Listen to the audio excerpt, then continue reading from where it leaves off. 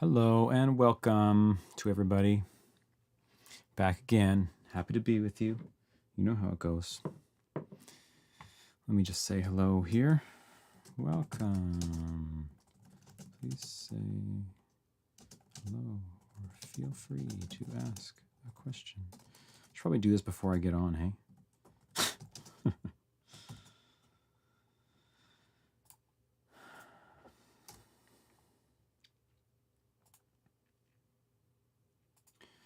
Okay, great. If someone's here, do you want to just let me know in the chat? Sometimes I have problems with the chat not updating properly, so if you are here and you can just type me a quick message, that would be great.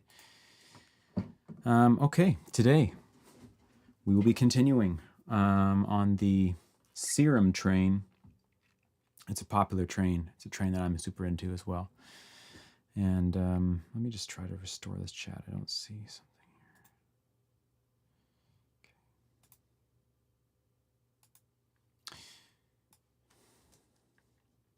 Yes. So, if you missed last week, I did a stream anyway on. You're all here and saying hi. That's so funny.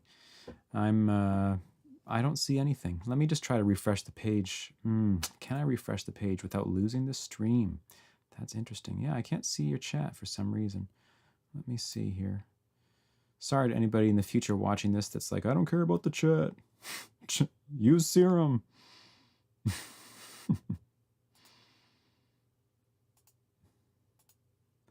Yeah, weird. Participants, nobody. It says there's nothing happening. I'm not quite sure. I definitely need to figure that out because I definitely want to chat with you guys. Let me try. I'm pretty scared to refresh this page, but I think I kind of have to. I'm not sure that anything else is going to work unless I can just do this. We're talking. So, okay.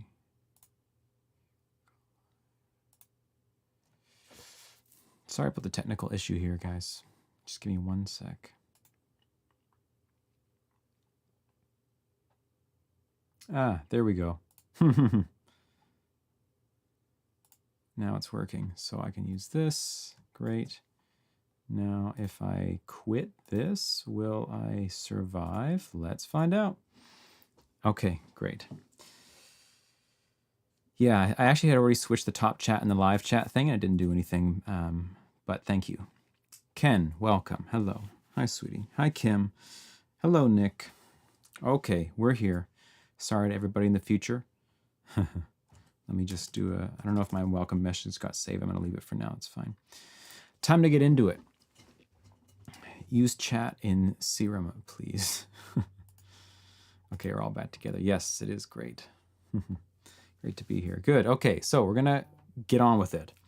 What we're going to do today is focus on creating an actual beat using Serum for all of the instruments except the drums. I mean, we could actually use Serum for the drums too. I'm not going to do that today, but like that's a possibility. You don't see the welcome message. I guess my whole chat thing was just totally like destroyed. Let me just get one here. Please feel free to say hello and ask a question. Okay. I hope you're all doing well today. Thank you for being here. I always love hanging out with you. Okay, message pinned. Hi, Thomas. Welcome. Let's get my face out of here. Beard is in full effect. And in we go. So, I know you guys came here to hear about Serum, and we're going to get there, but I got to put a drum beat down first. We're going to put the beat down first today, and then from there, we will make all the Serum patches you could ever want to know about. No, we're not going to even scratch the surface, but we'll make a few, and we'll make a beat with them. Please feel free to ask any question, or if you want me to expand on anything, as always, I'm happy to. So here we go. I'm just using Addictive Drums, as always. So original, Max. To get my drums here, let's just get some kind of play.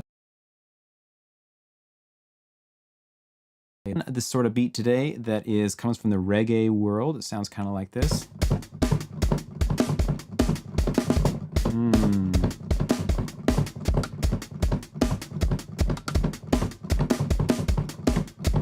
With with a kick on every, you know, like that. Boom, boom, boom. Ooh, it's a good one. But if we tap that out, that thing's moving.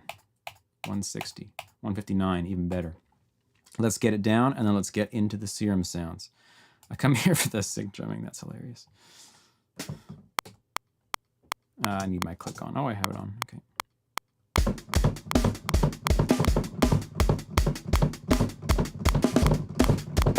Okay. We can fix it in post. Let me just quickly give these a rough go here.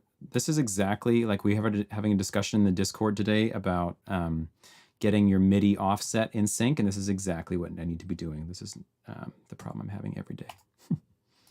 So these are just going to get quantized for now because we're...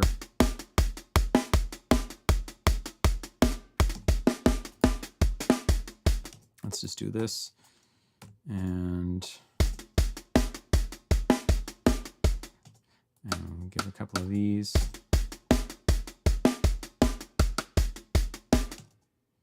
Another one here. A couple of ghost notes real quick. You know, I got to do this, guys. I'm sorry. I know you want to get into the Serum thing, but...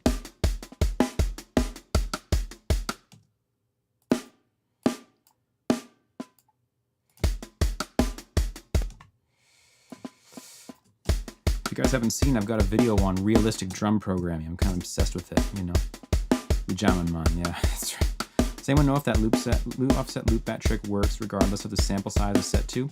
My understanding of the trick is that it's supposed to make sure that whatever you are physically playing at, instrument-wise or MIDI-wise, like literally when you're hitting the key, that is lining up, the rhythm you're hitting it in is staying exactly as you did it. So if your buffer size is too big, then you're going to get, like, of course, delay to the sound you hear, but the recording of the key should still be in sync. I think that's the idea, or the recording of the instrument itself, which is the problem I'm having all the time.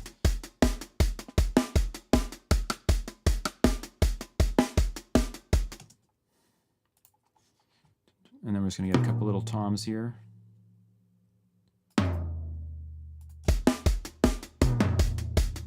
Ooh, those toms are way too boomy. We're not going to use those for now. I'm just going to get an open hat instead.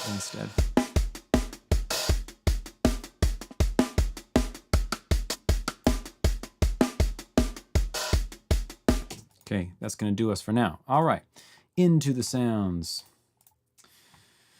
So let's start with some kind of polysynth chordal thing here.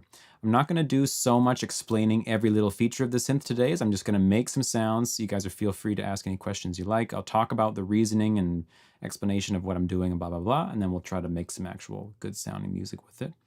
So first I'm going to go to my starting point. This is the little template that I've made for Serum that has things set up as I like.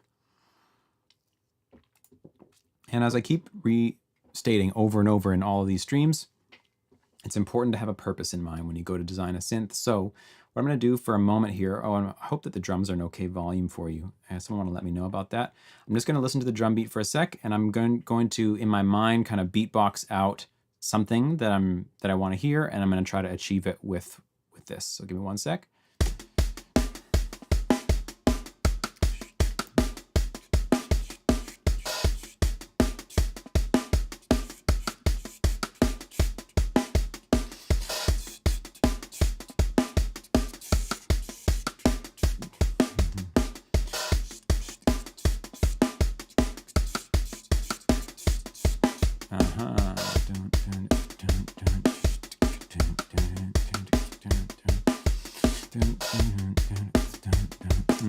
Okay, so here we go, a little polysynth sound. Let's start off with, let's do something that we have not done in the previous ones, which is use an actual wavetable. Let's just cycle through a couple of wavetables here. I've mentioned that I usually use basic shapes, but why not? Let's just... This might actually already work. So I'm just going to take this and start to make this move a little bit. So we're going to take the main envelope, which controls the volume of the synth, and we're just going to set that into something decent here. Let's play in, I don't know, D minor, why not? So a little bit more decay. Less attack. Soft attack. It's nice. This shape is also going to control the wavetable position, and we're just going to play around with that.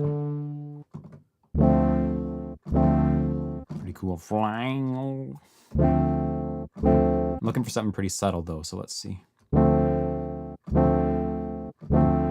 That's pretty cool, actually. Wow. And I'm actually going to start to show you some of the stuff I do. This is going to be tough. Hey, how do we do this? Okay. I'm often going in here. So within the oscillator, you can click this little pencil icon, and it allows you to change the actual harmonics in the harmonic series of the sound, which is like probably the coolest thing ever, as well as their phase relationship. The issue is here that we're cycling through a lot of samples, and I don't remember if I can modify this all at once. We're just going to try it and see. I don't even know exactly where I am. I think I can check that somehow. Give me one sec here. So we're starting on, it tells us the frame we're on right here. So it starts on like 213 or something like that, and it's moving to 237. So when I come in here, it's probably an easier way to see this. This has been so long since I've done this. So this is the final point. I think that this is gonna take me too long to work out. The idea I'm trying to do here is remove the fundamental from the sound. We're gonna try to do it in a different way instead, but I wanna damp down the fundamental tone to make it less bassy, basically. And I'm gonna try this through a different technique now. I'm gonna use the filter to do it. So what we'll do is grab a high pass filter, which is gonna cut out all of the lows, but leave just the highs, obviously. And we'll take a pretty steep one, how about 24? I'm going to try a little trick here. I'm going to turn on key tracking, which means that the cutoff of the filter is going to move in relationship to the key I'm playing on the keyboard. And so I want to cut off just the fundamental. And as soon as I move the cutoff to the right spot where the fundamental dips off strongly, I'm going to leave it there. I'm going to show you what I mean. So if I play a low note, let's bring this all the way down. Now I'm going to start to bring this up until the fundamental frequency gets removed to a significant degree, like this. Now listen here, here's the original. This is probably pretty quiet for you. Hey, let me turn this up. Here's the original, here's the original. Ooh, it's fat. And then here, right? Same sound, but missing all the bass. But now, since this is being key tracked, this shape is gonna follow whatever key I hit, meaning every fundamental is gonna be cut out of every note. It's exactly what I was trying to do, going in here and editing it, but we're just using the filter to achieve the same thing.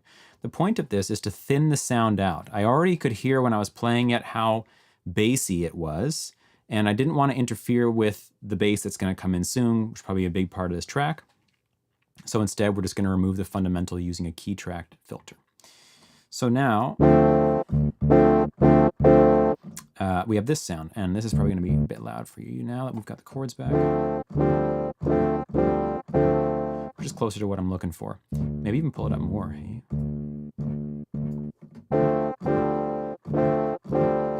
Don't all the overtones have harmonics below the fundamental frequency? Not in actual practice, for the most part. Get that the thinning result is achieved. Yeah, I'm fairly certain that in actual resonating of a string or of a synthesizer, you're not getting subharmonics, like a subharmonic frequency spectrum. You can excite them. I've seen people do it in like a violin before. I've seen a woman excite a subharmonic, getting an octave even lower than the string can even be tuned to, which is pretty cool. But I don't think that's actually happening here. Like if you open an EQ, you're not going to see an opposing spectrum going down. Okay, I like this. Let's get rid of this. Now we're going to just put a bit of a randomization on the wavetable position. Did this get moved? Yeah, it did. Okay, a bit of randomization on this wavetable position so that it's different every time I hit it. So we're going to say control by note on random. So every time I hit a note, it will randomly place the white needle in some value range, and that value range can be shown here. So we're going to do both directions and just a little bit. So now you can hear the beginning. The attack is different every time, which is exactly what we want. Maybe even less. Cool. Great. I'm already pretty happy with the sound. Let's try to put some noise in there. I have a stereo white noise that I've made, stereo white high pass. And I'm going to actually bump the unison up on this, like I talked about last time. Using a unison of 2 allows you to get a really wide sound, but still very clean. I'm going to bring the stereo white down. Yeah, it is crazy how much Serum can do. It's just the best. Turn the random knob up because I'm getting these weird phasing effects because the noise is playing from the same position every time. So we fix that.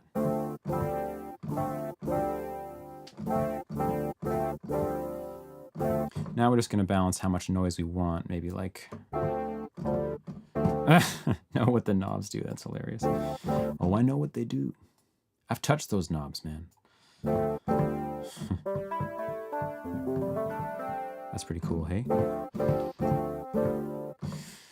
And then let's just see if we can get a little bit of a top end shine on this sound by taking another oscillator with a really shiny sound, shiny frequency spectrum, and then blend it in a little bit an octave higher. You just turn them until it sounds good. That's actually what I do too, except I do know what the knobs do, but it's the same process. I just turn them until they sound good. That's my number 1 tip. Digital. Let's try to find... Oh yeah, it's been a while since I've gotten into these. These guys, ugh. Unexpected. Have a very bright sound. That's kind of what I'm looking for, actually. So I'm going to turn off oscillator A for a second just to hear what this oscillator's sounding like. It's already quite thin, which is what I'm looking for. See if we can thin it even more. Wow, it changes octave. Ooh, that's kind of cool. Let's go wide on it. Yeah, I mean, this is pretty much what I'm looking for. We're just going to blend it in very quietly with it. Down an octave, though.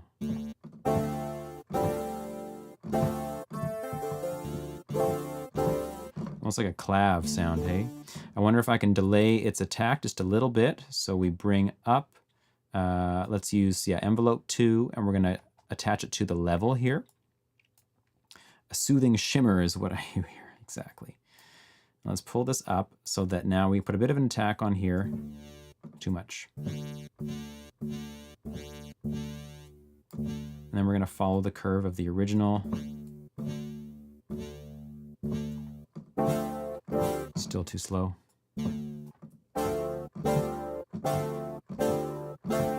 Okay, and now we're going to get the amount.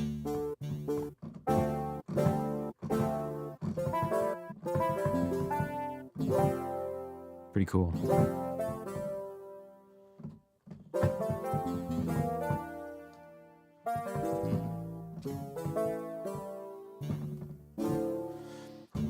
I think with some reverb, we're going to be in business here. Okay, let's put that reverb on. And let's even just use the built-in reverb in Serum because that's what we're doing here. So I'm going to try to go for kind of a creative reverb use, like a short reverb, as in like this.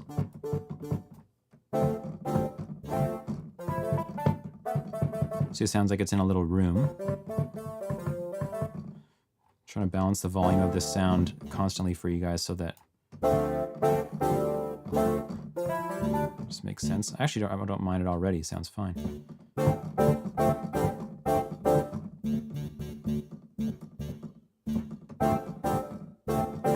Let's bring the mix down a little bit. Okay. Cool. And then you like that low D.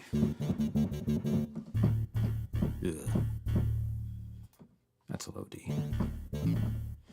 Okay, let's get the... Oh, this is the wrong one. Release. Nice.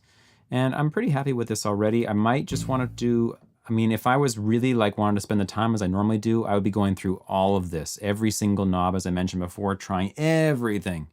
We just don't have time for that today. So I'm going to go over here and let's just try a few effect combinations to see what we can do. I'm going to probably try out, I don't want a distortion. I don't want, I mean, a very subtle phaser might be cool.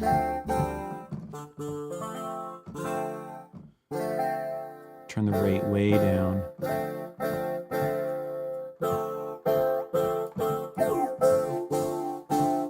Get the chewy sound in there.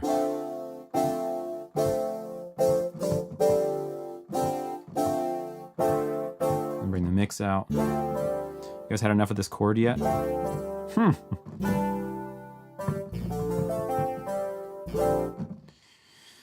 I'm gonna probably want a secondary reverb on here, but we'll find out. Okay, that's nice actually. The delay might help us. And we're just, whenever you are in Serum, you just have to turn the compressor on to multiband just to see. Right? It's insane. It's actually super cool.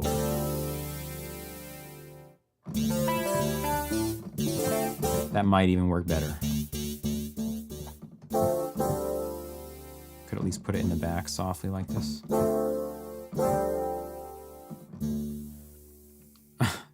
On a serious note. Plays B dim 7. Yeah, exactly. Let's get that in there. Okay, that's cool. Happy accident. EQ, what can we do with you? Should we get, we just try the smiley face first just to make sure we're not going to miss out on these high frequencies. The effects get processed in the order that you see them. Yeah, exactly. So you can rearrange them. It's pretty cool. I actually don't mind this already as it is. Oh, you know what we should also try? We should put a macro knob on the cutoff, and so that when you move this knob, we can thin the sound out. Oh my, what's happening here? This is not going in. There we go. Oh, neither is this. Okay.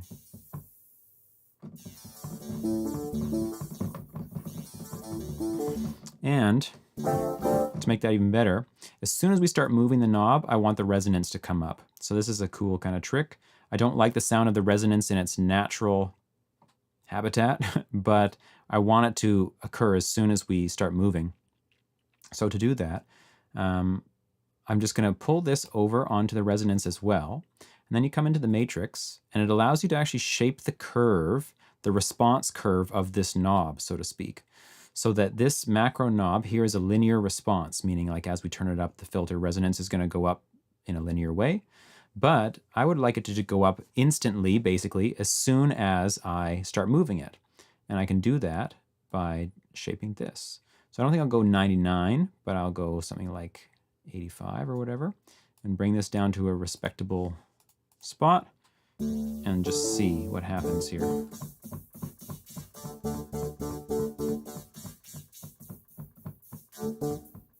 Whoa, this knob's going forever. How does that work? Oh, I see. Huh.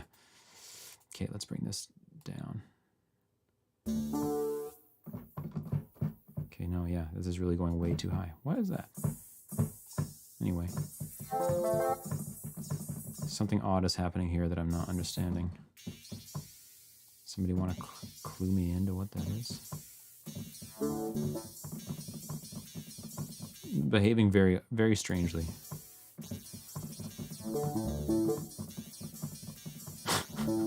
I'm just going to leave it for now. I don't know what's happening there. Sorry. Okay, let's put in some notes, eh? Change the curve of the filter. Kim. I should have known. Thank you. I'm amazed that I actually got the answer from asking for it. Thank you. That's the best. Okay, all is right in the world.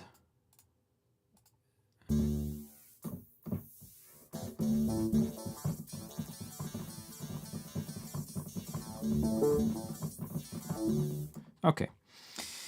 Why smiley face? It's essentially scooping the mid-range by boosting low and highs. Is that because you're thinking about where the sound will fit in the mix? Yeah, exactly. It's just like an interesting thing to try as like, I don't know what I want to do to the sound. What happens if I boost the highs? What happens if I boost the lows? At least gives me like a quick sensation of where the thing sits and where it might, how it might fit in the end.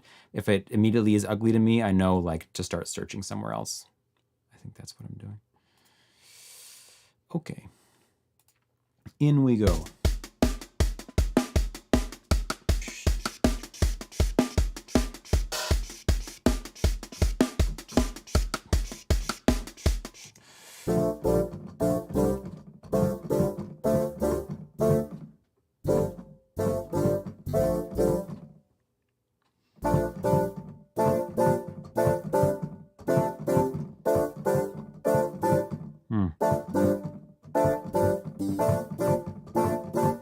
Let's give that a shot.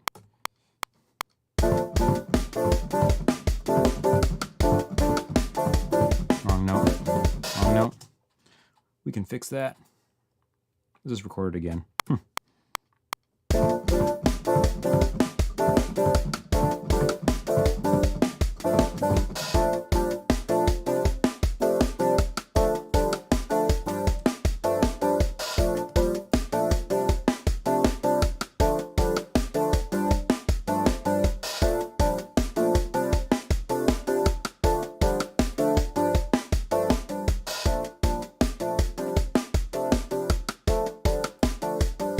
Put a delay on here.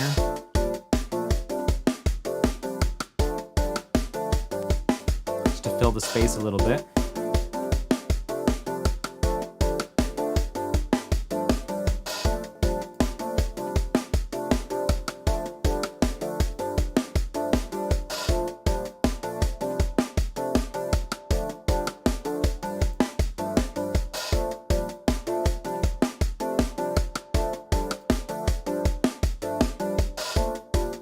How's the volume on this? I've been listening to the past streams and they've actually been like super quiet.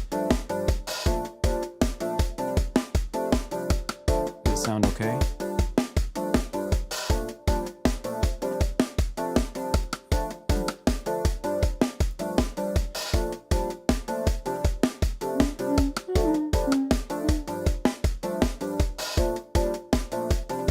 Okay, cool.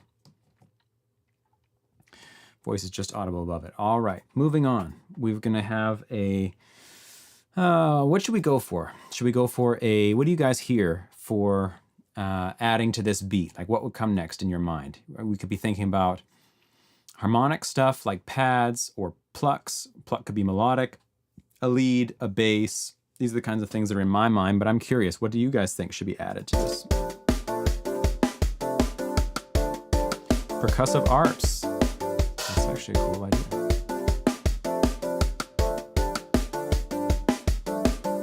Bass or arps. I'm gonna make a special macro knob here so that I can move between two different volume. This is high pass. Two different volumes, two different reverb states. So I like this short little tight reverb we have. I'll turn off the delay so you can hear it better. But I'm also going to make a version that is a longer verb. So I'll set this somewhere like this and bring my mix down at the same time. So this one knob now is going to control the size, the decay, the mix all at once. Now we got this. It's a bit too long right now, so I'll bring it down.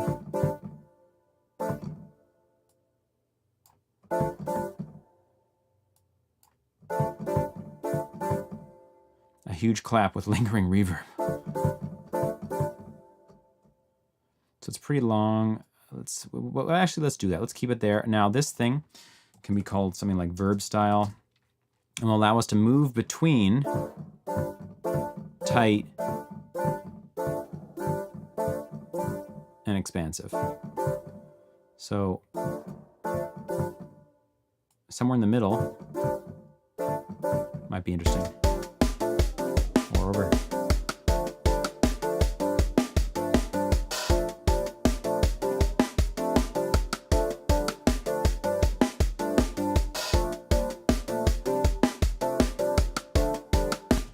Okay, and then let's just decorate this guy a little bit. A bit kind of static sounding right now. So the first one is going to be slid into with a pitch bend. So we're just going to grab like this. Ooh.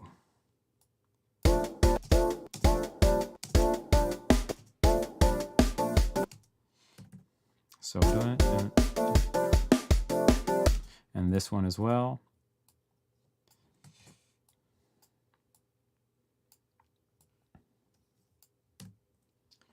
I don't know if these are even very audible. You guys can tell me if you can hear the slides.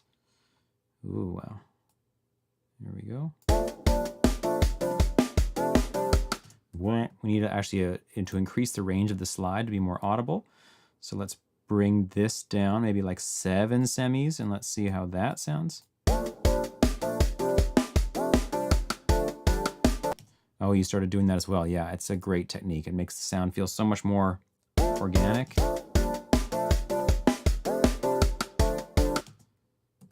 And did I just delete something? No. Can we just duplicate this?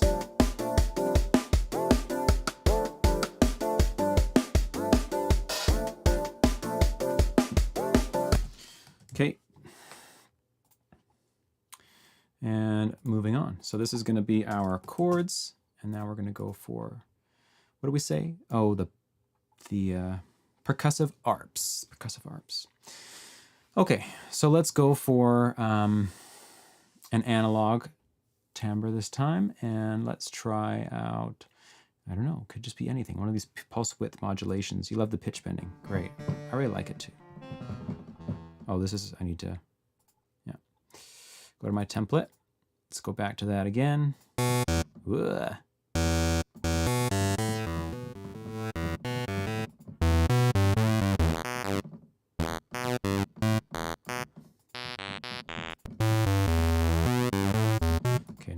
The square waves. Sorry. Let's go for the saw rounded.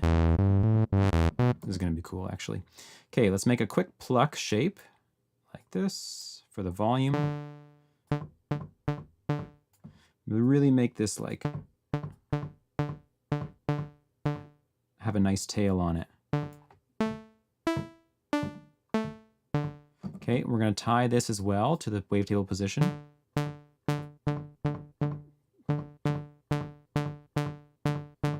So this wavetable is basically a filter in and of itself. Here's one state. So by moving this, it's like we can already now use the filter for something else because this is covering the filter movement for us, which is kind of interesting. So for that, I'm going to make my own filter then. It's not going to be tied to the envelope 1. We'll have our own shape, and it'll be even faster than envelope 1. And let's do this. Bring this down.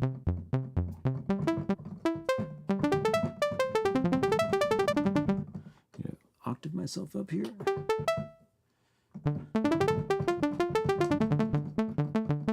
Okay. Let's see what happens if we make it even shorter. It's actually kind of interesting. I like that. It's actually very cool. I've not really done that before quite the same way. I like it. Okay, next. We'll add in a octave higher, and let's use maybe like a triangle wave or something, D, saw, and tri.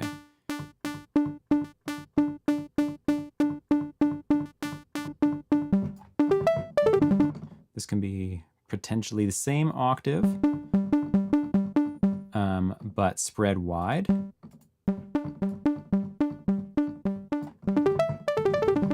Ooh, this is nice.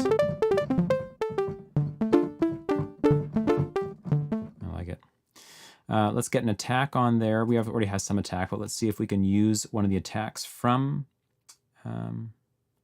whatever. This is ones that come with Serum. Let's try attacks miscellaneous.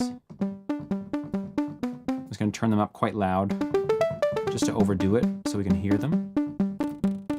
One shot them, please. That kind of gives us more of the same. It's actually kind of nice though. Elastic 1, 2. Also nice.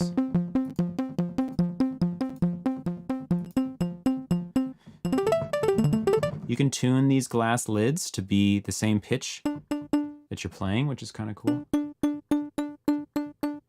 So long as you have this on.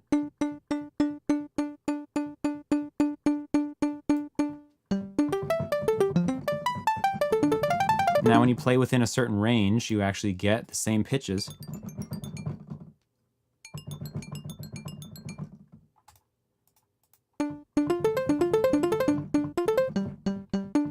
Did I tune into a harmony?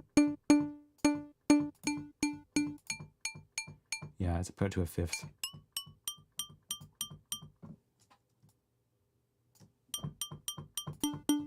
There we go. Pretty cool, hey? So we could keep this in there like maybe even real short or real quiet. Adds a kind of nice glassy texture right on the top of that thing. I like it. Sweet. And then let's put a sub oscillator on there as something that we can add in or not. And this is going to be down an octave. We get this kind of vibe. Kind of nice, hey? Kind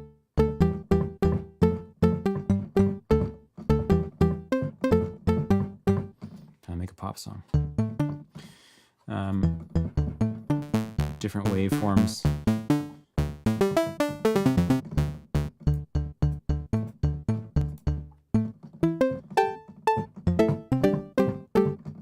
Nice. Okay, and then we're just gonna let this come in and out, meaning I'm gonna bring this down and say only when macro 1 is turned up do we get the sub. So I'm probably not gonna use it most of the time, but maybe at some point we'll bring it in. So we just call this sub. Hey, welcome, Maddie. Woot woot. Nice to have you here. Okay, I like that. It's going to sound fantastic with reverb on it. I'm a little bit concerned that the reverb in Studio One, the reverb in Serum is not going to cut it because of the percussive quality of it, but let's see. Let's see what we can do with the filter. If we can find something fun to do, we can try one of the interesting filter types down here. Like sample holds, combs, let's just see.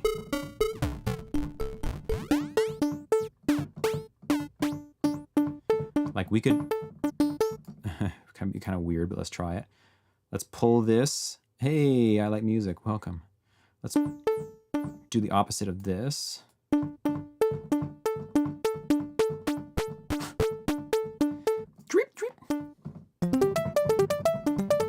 Like you could turn that kind of way down maybe, and it would be a little slippy, slidey texture. Also kind of weird. I don't know. What do you think? Do you like the little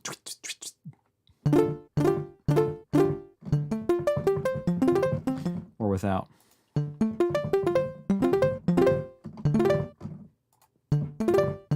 You like it? Great. It's kind of cool. Okay, good. Let's then put a macro on that as well. So we're just gonna, let's see how the best way to do this. We'll use the mix knob. So we'll say macro 2 controls the mix. And I mean, of course, you could just automate the mix knob, but it's nice to put a macro on it because the macro allows you to limit the range of something so that you don't have to remember for the future. Meaning, for instance, maybe at its maximum, it's too much. It's fine in this case, but perhaps it is too much. I could limit this so that the maximum movement of this knob will only take me this far. Meaning whenever I come back to this patch in the future, I won't have to try to remember how it's all structured. I'll just see this one and it's called slideys. That's a word, right? And then I know when I put it up to full, I've already considered in the past that this is the maximum amount I should probably ever use on this. So I don't have to fiddle around with it later. And now I can kind of turn them off or on, right? And I know that I'm gonna arrive at a nice balance of it because I've already predetermined it. That's sort of the idea. Okay, He started using Vital and it's sick. Oh, awesome. I would love to check it out. I'm going to have to do that and do a stream on it at some point too. So, slideys. We like them. Kushal, welcome. Don't think we've met before, have we? Okay, so I like that. Let's move on. Anything else we should do on here? We could create like a long version as well. A lot of the macro stuff I'm doing, this is very simple macros, right? Just one knob. It's just limiting the range of one knob. But it's nice to like create completely different versions of a sound. I can give an example of that now and we'll see how it goes. So for instance, this could change a whole lot of parameters at once. We could change the attack, change the decay, so that we pull those up.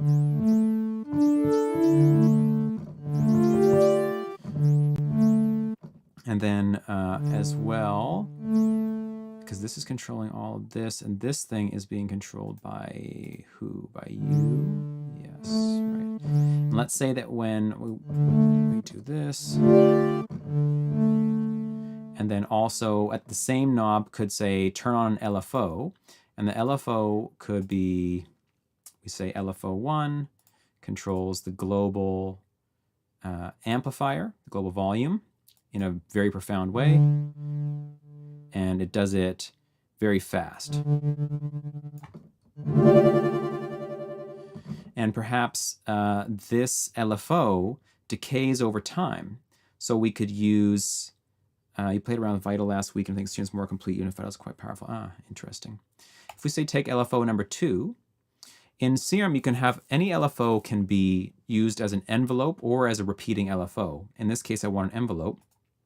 And we're going to say like this, so that this is now a picture of some values starting somewhere and decaying to somewhere. And what we want is to turn off the BPM thing, have it be kind of slow. And we're going to say that LFO2, which is an envelope right now actually, LFO2 controls the rate of LFO1. It's probably got to be opposite of what it is currently. Oh, yeah. Like that.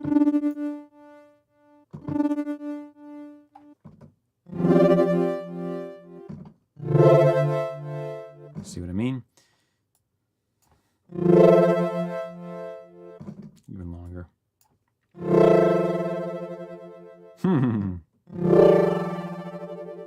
And then let's say that when we have our reverb on, the state of the reverb for our normal sound, let's make that first. Right, okay, so we have to still program in our macro. So we say that LFO1 only controls the amplifier, meaning we only get the vibrato when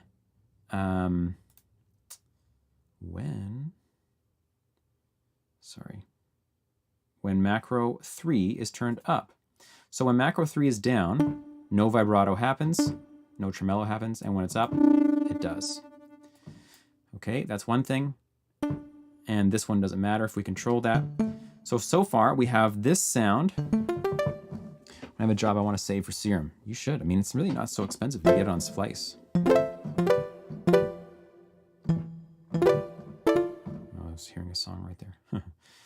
Okay, anyway, so we have this sound as our first sound. This is going to be our arpy, plucky sound. But as soon as we change this knob, we get a completely different thing.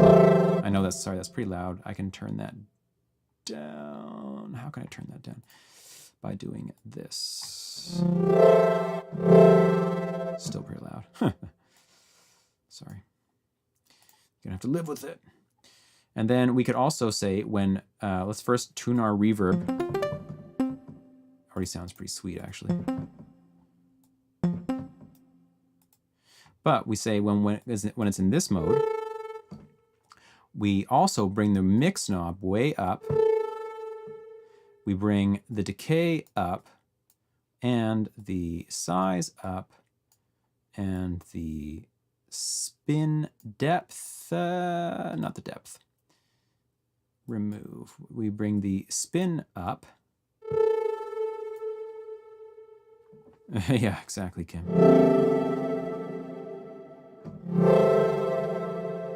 Say we bring the attack up even some more. That's pretty cool, hey?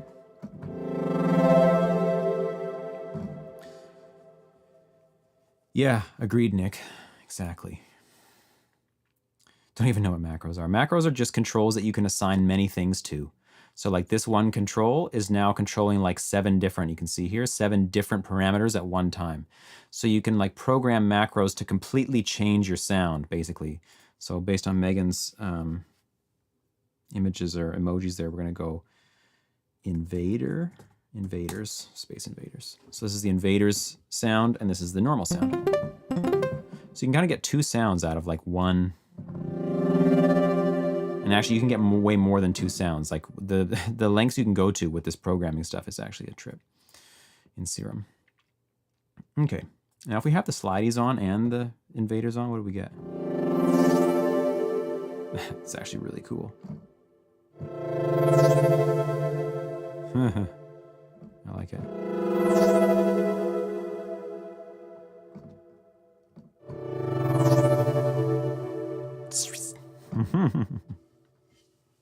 Sick. Okay, I'm happy with that. Anything we should change on this sound before we just get into it? Oh, we didn't add a billion effects. What are we doing? Okay. This thing is pretty cool, hyperdimension. Basically, the hyper is a faux unison, like a fake unison effect. This unison over here actually multiplies the oscillator, meaning it will take more of your CPU. It's literally making more copies of itself, like real oscillators, you could say. Whereas this is just faking it, like a chorus is faking it, basically. It's still a cool effect. And the dimension expander was actually I first saw it in the original Massive. And in Massive, they had this dimension thing. And it was basically like, it gives the sound of a very small room by using, I believe, a delay. So I can... This is it at full blast. And then the size. Sounds like ABBA.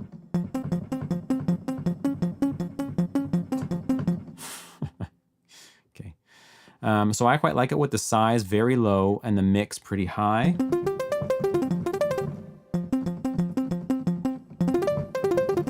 It just creates a little bit of stereo and like a very small room sound.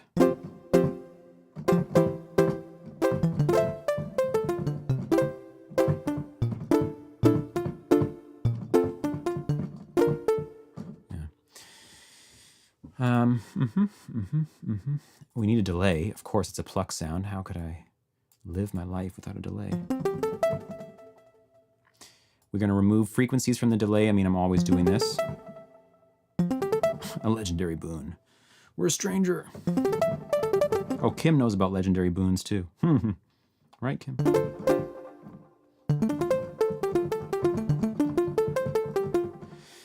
So yeah, we remove frequencies from the delay in order to separate it from the original, from the original signal, so that the pluck stands out in front, and then the delays are kind of moved to the background just because the frequencies are muted, so to speak, or limited as they would be in real life. This sound is not real life, by the way, in case you want an example of what real life is. Not quite sure what that means. That's all good. Now we could also then put a secondary filter on here so that if we want to draw down the curtains on the sound, meaning make it darker, we can always do that. This filter's already been taken up, right, to do something else. This now can filter the entire sound. So I'll show you what I mean. We're going to put it before the reverb, actually, which is also, in my books, pretty important. So the first thing to figure out is there a difference in the sound when I have the cutoff at maximum with it on and off? So here's off, on. See how it gets darker? Even when the cutoff is at maximum. Can you hear the difference? This sounds so clean and nice. This is muted, like the top of the spectrum is being cut off. That's because this filter only goes up to 13,000 hertz, and I have no idea why. I'm sure there's a good reason that I don't understand as to why it does that, but that's what it does. And if you're a nerd like me, you can't live with that. So what you do is you program the macro that controls your filter to automate the mix knob as well. And I'll show you what I mean. So I'm going to pull this cutoff knob all the way down. I'm going to attach the mod wheel to it. So now my mod wheel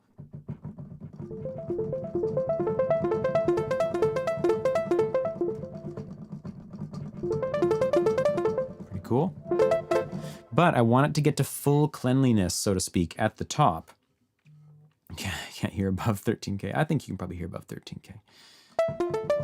So what we'll do is when the mod wheel is coming up, we're also going to control the mix knob. So we're going to do this and we're going to say pull the mix down, but we only do it at the very end of the movement of the mod wheel. So that most of the time the mod wheel is moving, it's all the same and normal, and only right when it starts to get to the top do we get the change. So what we do is push this to be like this and listen to see how smooth it is. So it comes on a bit too fast right there at the end, so bring this down a bit. It's not quite perfect. Let's try to get a little better. Even a bit more, perhaps.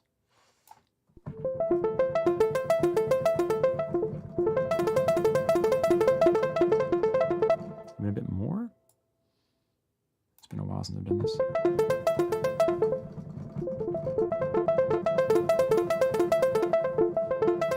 That's good. So now by the time we get to the top, this mix knob has gone to 0 again, and yeah, we kind of get the exact movement we're looking for. We get the perfect filter movement down low, and when it gets to maximum, we get full brightness. Hooray. Okay, happy with that. Can we get the resonance on there too? Should we do that?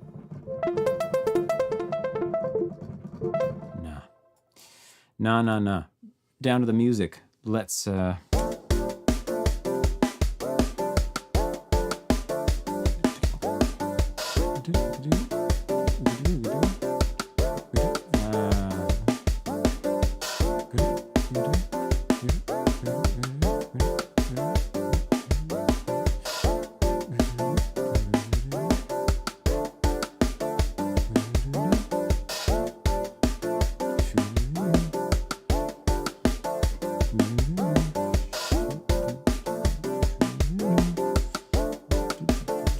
so much you can do with these. Should they be going constantly is the first question.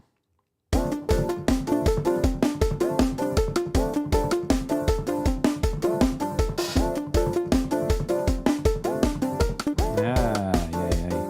Or in between.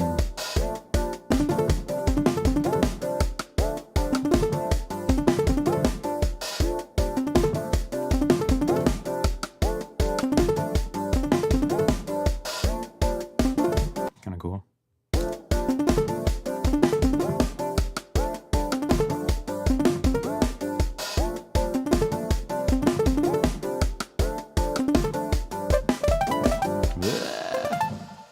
Better patterns we can get here. Let me just think.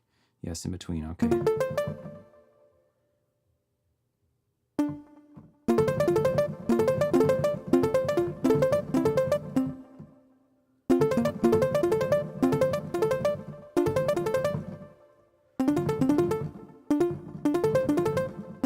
So many good ones.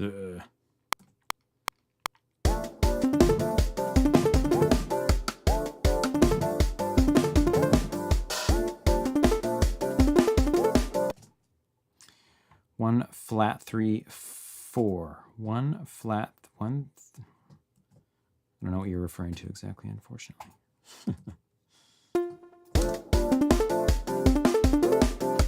So this one runs over the chord, which I'm not a fan of. So let's see what we can do about that.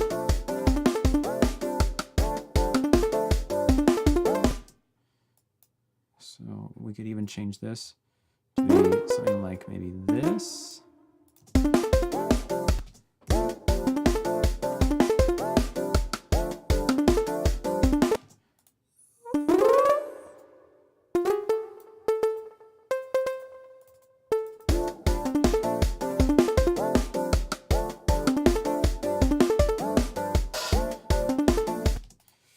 could even fill in here.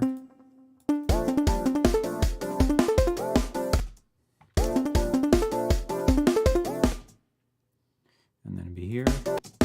No. Ooh, like this.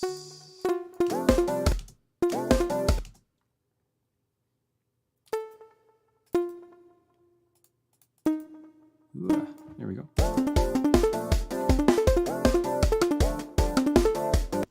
Cool. Like this guy's almost being side-chained in a way, you know, musically side-chained by the thingy. The thingy-mo, what's it?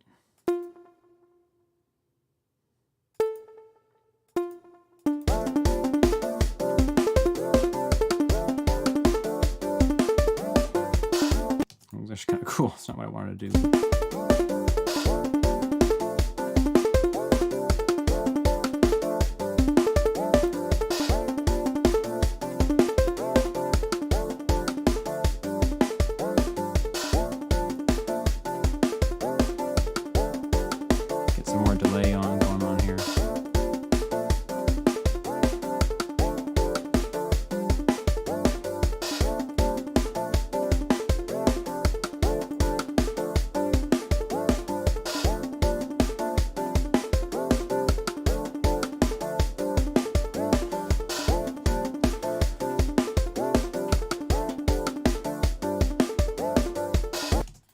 Interesting.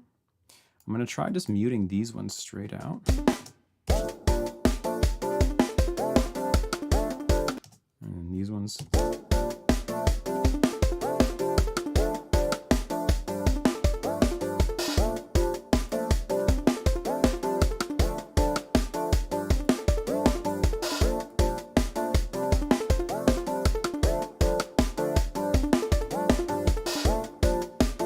That's Shift M to mute individual MIDI notes, or to mute anything actually, Shift M. All right, let's get the bass. So first we got to think about what kind of bass are we looking for. If these were like words, I hear the wah and I want to cha or chew next. Watch. I don't know exactly what you mean.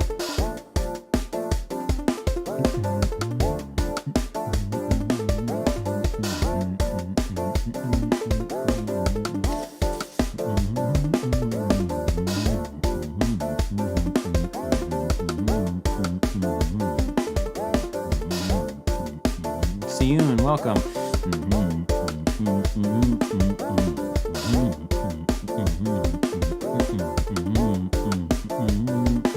Just trying to hear the bass line so I know what kind of bass to make.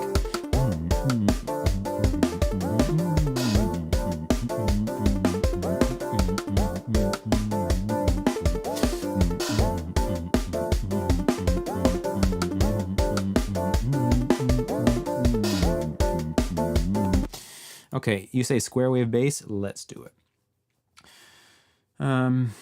Let's take just basic shapes. Go basic shapes, straight square, and filter you immediately. Bait you down. And I'm thinking I want a pretty powerful bass, so I'm not gonna even like let it decay or anything. I'm gonna let this decay.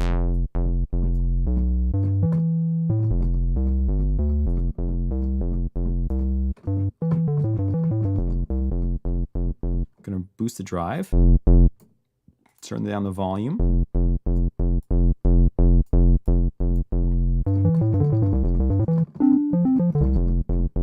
Need the fatness, that's for sure. We're gonna use the hyper dimension on this sound to get some stereo width on our bass without having to actually use unison in the oscillator section. So we do like this. That's pretty cool, hey? If you're in headphones anyway. Get some softer attack. Make it mono.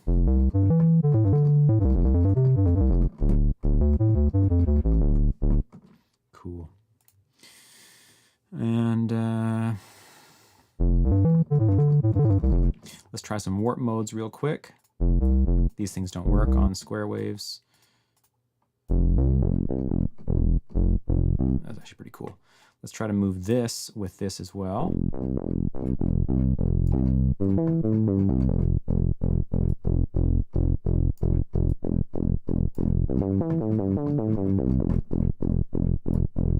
Cool. And then let's randomize where this is. You know, I like to do this a lot so that you don't get the exact same hit every time.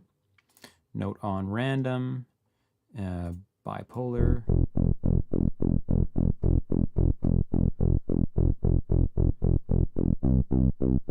Is that the kind of sound from Close Encounters?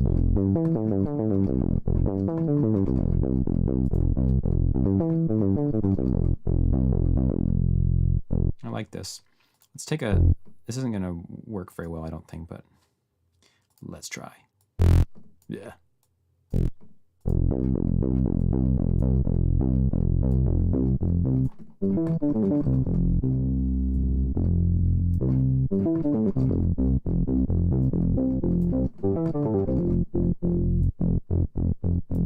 Nope.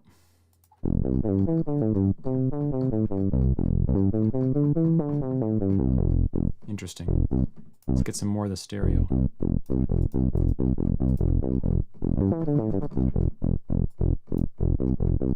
Cool. Okay. We can start to put a bass line down and then we'll see if it works or not.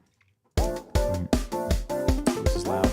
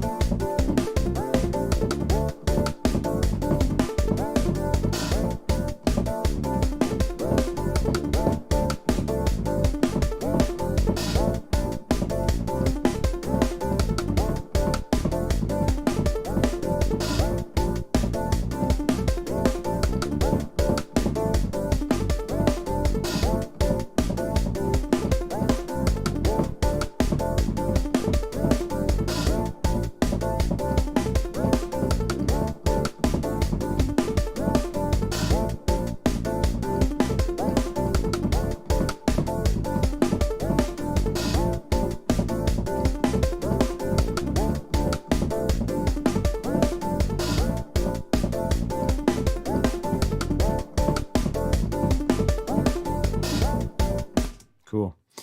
So let's take that line. It's 8 bars long. You hear a clave in the percussion section. Okay, we will do that. Hey, let's record on the chord sound. How about?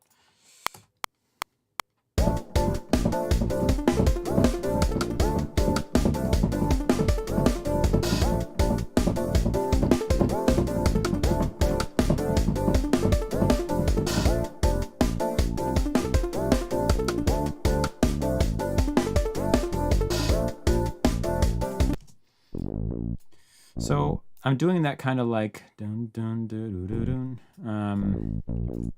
The thing where you switch from like on beat to off beat, boom, dun, dun, dun, dun, dun, dun, dun,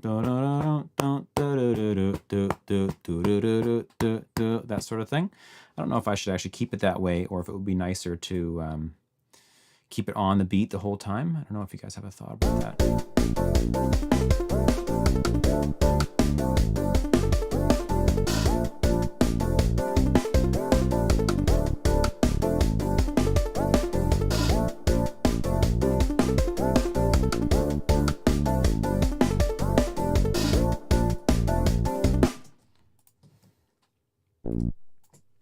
I like what you did with the on-off. Okay.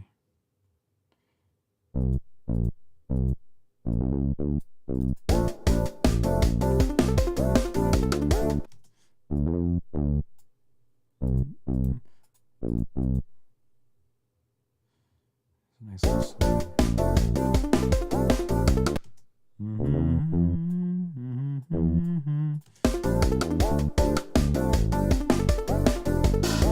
Okay. Boom, boom.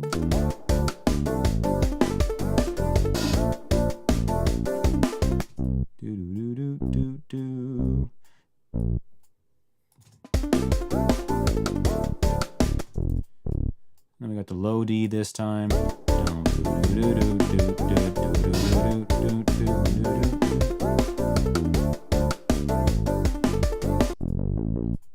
Okay, let's give some distortion. I don't want to distort the dimension, the copies, so I have to put the distortion before the hyperdimension, right? So that I'm putting the room sound on the distorted bass and not distorting the room sound itself.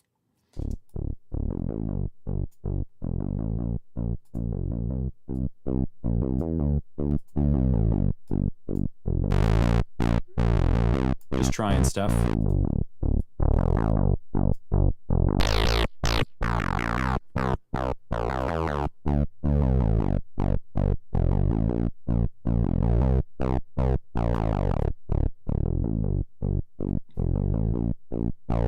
Kind of interesting.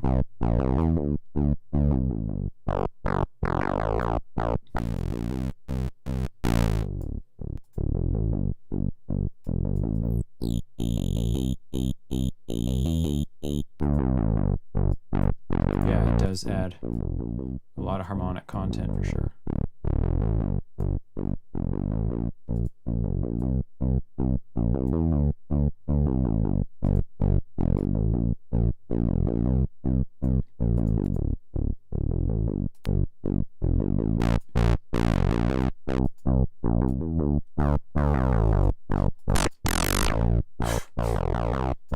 It's pretty cool feeling, actually, this thing.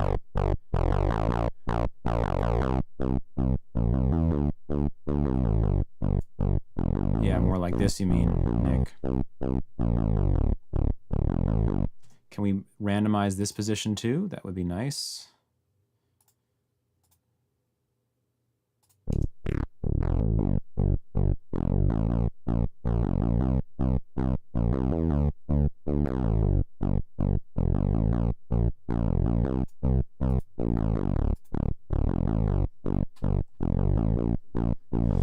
Now, of course, like I said, you have to try the compressor. It's not going to work in this case, but you got to try it. Gonna EQ.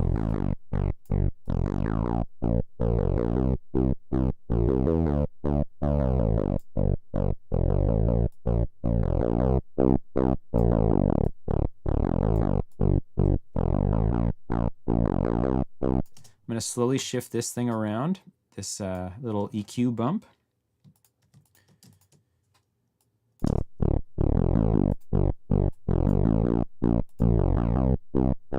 Yeah, it's good to find the sweet spot, and then I want to oscillate around the sweet spot.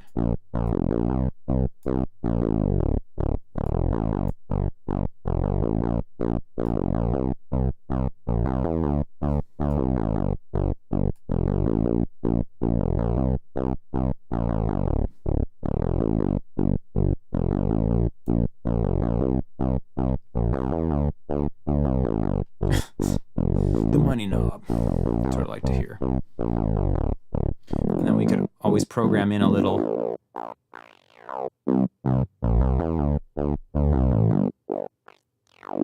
thingy if we wanted to. Why not, hey?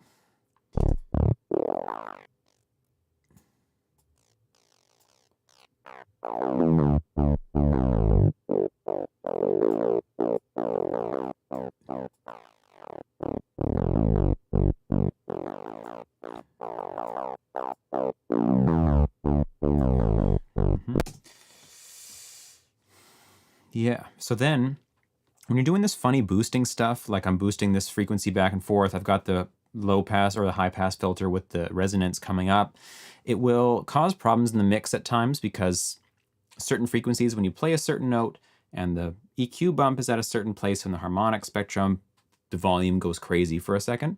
So we can put a utilitarian compressor on afterwards with maybe like a decent attack like this. Ratio 4:1, sure. A mid release. And then we're just gonna let it play. And I don't wanna be seeing this moving all the time. I just wanna like get the threshold set. Oops. Or only sometimes we're seeing some motion.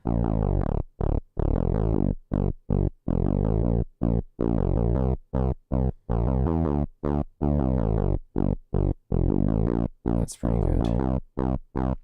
So sometimes it's almost doing nothing, and sometimes we're getting a few dBs of reduction. That's just because of what I said, the relationship of the filter EQ boost to the notes that are being played.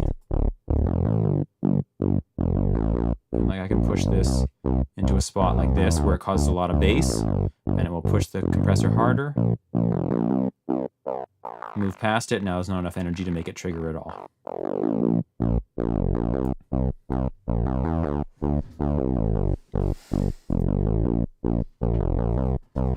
I could come into the harmonic spectrum of this thing now and just mess around and just see what happens. Now that moved everything all at once, which is interesting.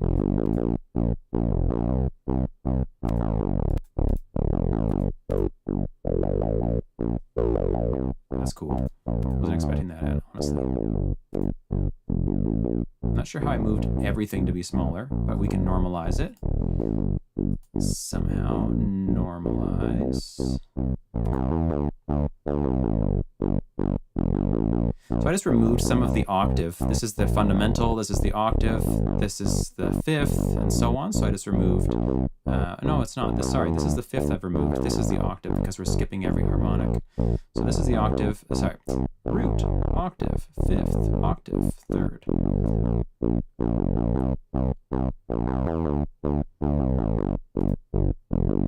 This is thickening, thinning. Not sure why it's doing that where it moves all of them at once. Anyway, I love this editor. It's so cool. Okay, what are we sounding like now in the mix? Probably garbage. Sounds decent.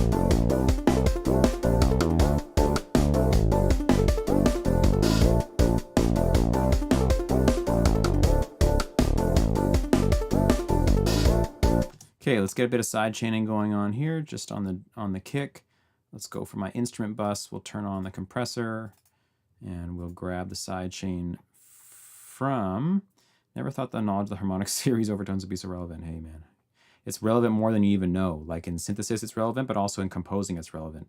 I'll do a video on it one day, maybe. In terms of like how to voice chords, it tells you a lot about efficient voicing and ranges for voices, for chord voicings and stuff. It's pretty cool. I want to grab addictive drums like this.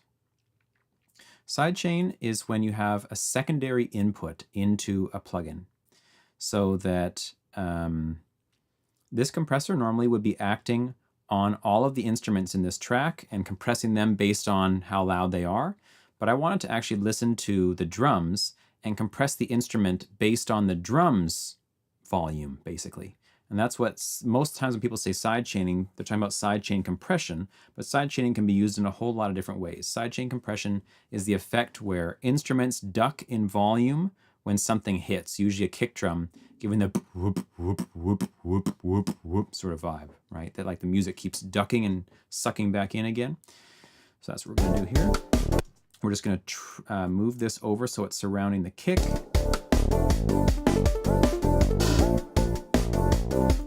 So now you can see every time the kick hits, the music is getting ducked. Too much. Just want a little bit.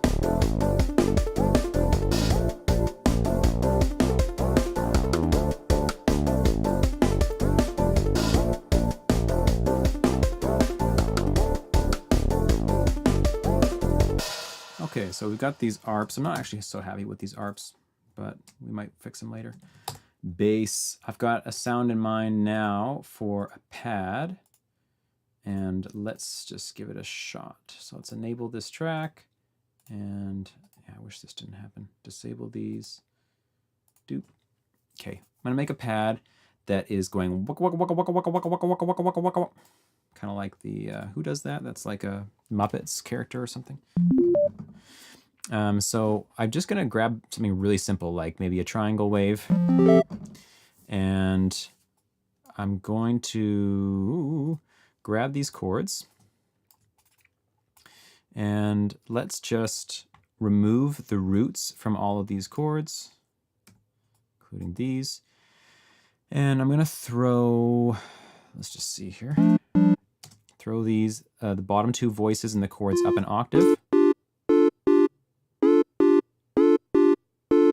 Maybe just keep the bottom voice down there. No.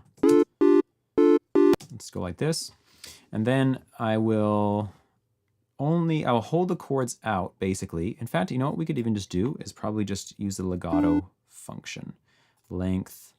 In this length box, you can like set it to do all sorts of stuff, such as legato, which should push, yeah, the notes to touch each other.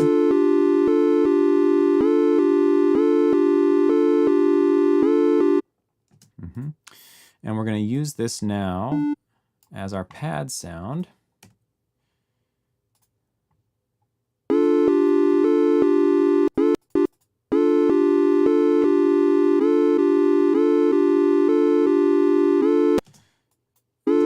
I know that's pretty loud. Let's get the filter on there. Let's spread them out. Let's get a lot of them.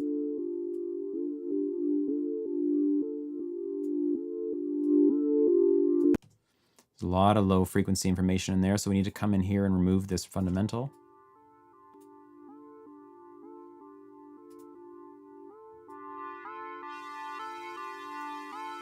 Kind of nice with it just like fully open like that. Okay, and then we're going to get the thing whipping around. So we're going to control, make LFO1 control the volume of the whole synth, like we did in one of the earlier patches. So LFO1 controls global amplifier, controls the whole way, and it's just going to continuously be synced to 16th notes.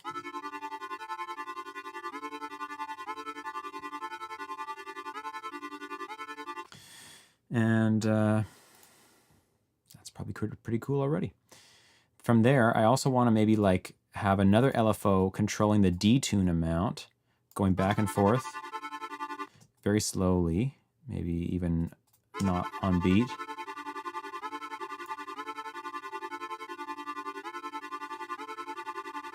So you see what I mean? Sometimes it like comes together and sometimes it's all like detuning.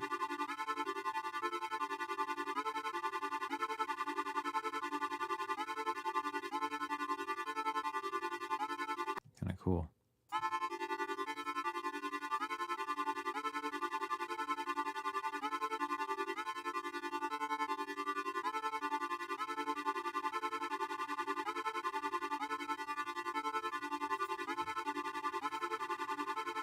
A sound like this doesn't really need reverb that much because it's taking up, there's no gaps in it, it's always playing. I'm going to put it on here anyway just to smear the sound a bit.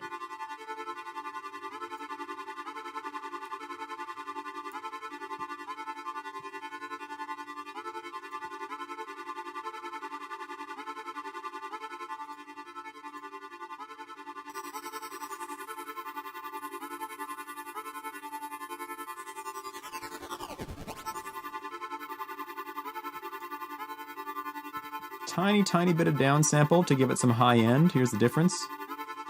Original with the down sample. Get the mix off a little bit.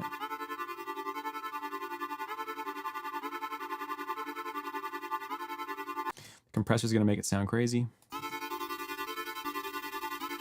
Not really what I want in this case. Let's see what we got.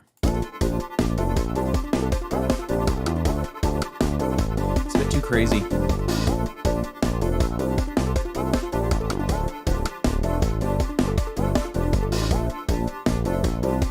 I also don't like that it's matching the chords going back and forth. So instead, we're going to think about just using some extended chords. So we'll think about a C and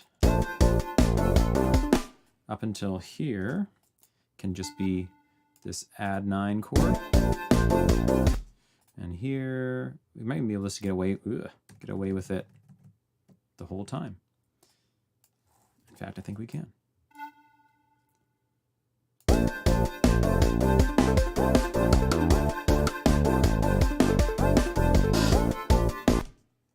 Yeah, it's a little on the boring side.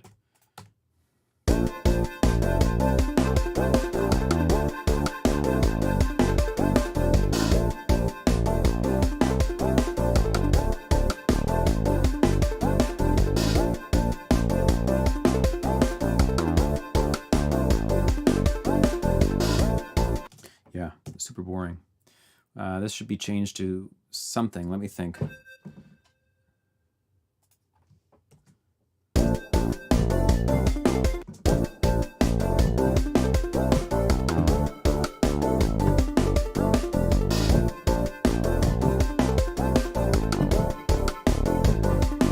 I like this one better.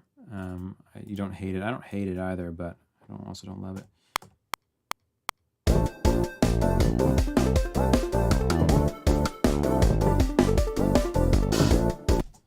It's a bit nicer as a top line.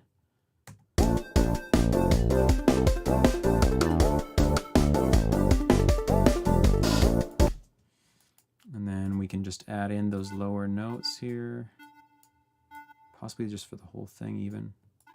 Yeah.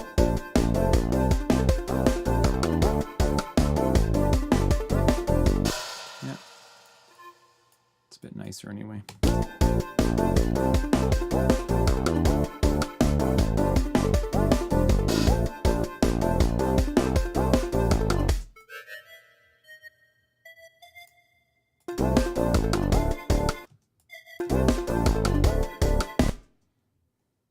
Here we can change the chord altogether.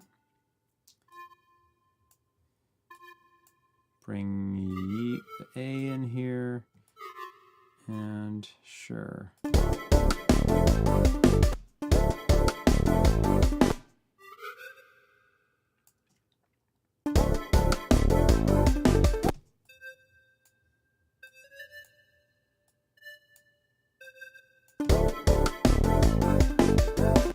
Ninth chords, man. What can you say?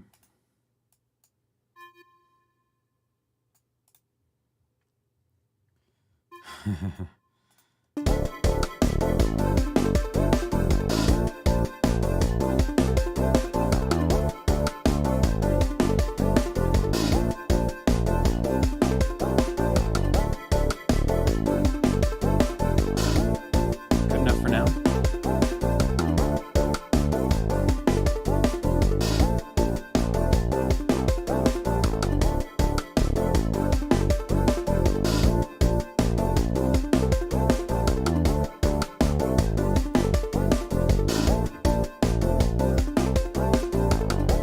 Okay, quick mix check.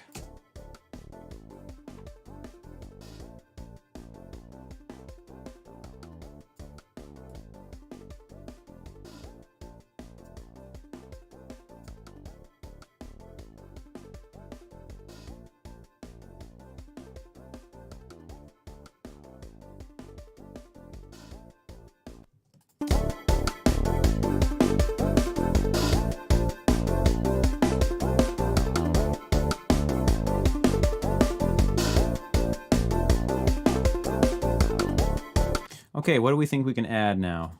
Anybody got any ideas? I want to try putting this down an octave.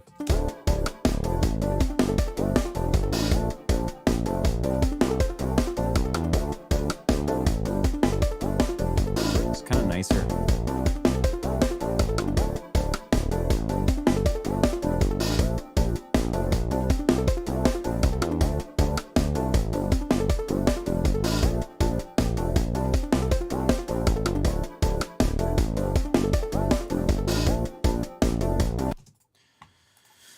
Yeah. Just want to make sure all my high frequencies are intact here.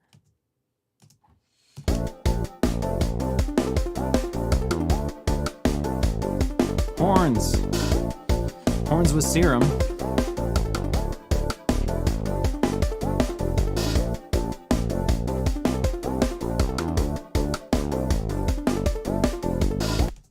We have that alternate version of this thing, hey? Like Nick was saying, perhaps we can just go between them, I wonder. Let's try it. Maddie on the horn lines.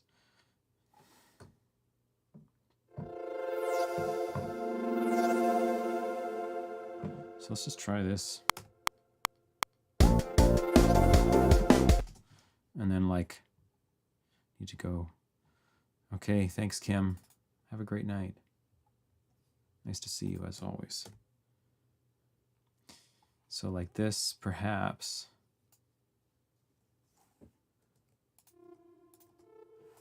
I don't actually know if this is going to work at all. But if we can assign this to one of my one of my sliders, which is apparently not working. Assign, remove MIDI. MIDI learn. There we go. And then I can just go grab it here, have it set up top to begin with, and then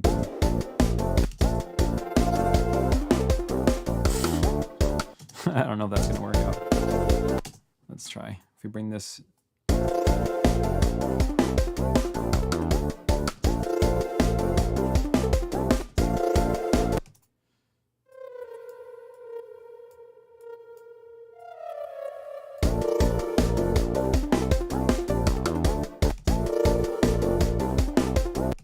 if we just tweak a little bit, bring the whole volume of the patch down somehow, as in we go here and we say macro 3 controls the amplifier, but brings it down.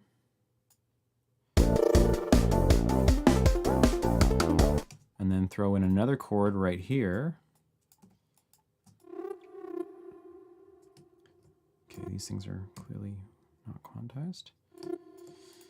And then bring this back up. I think this is gonna behave bizarrely, but let's see. Yeah,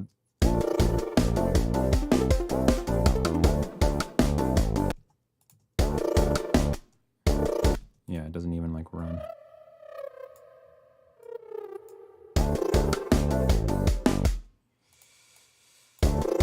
So all the parameters changing at once on Serum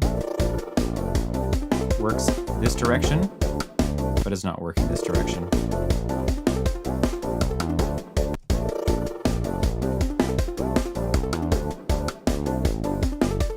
So what we'll do is just grab this over here, delete the middle part. Oops. Oh, I didn't get all the notes. That's fine. We can add them in.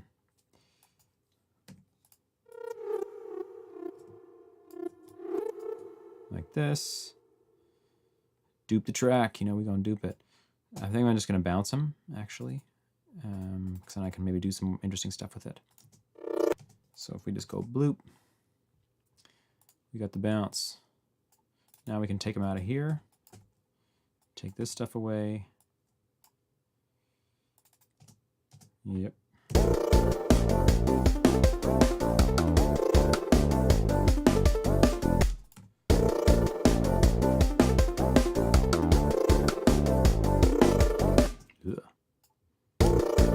I didn't let it bounce out long enough. Delete. Bounce. This one got screwed somehow. Okay, let's try that again. Boom.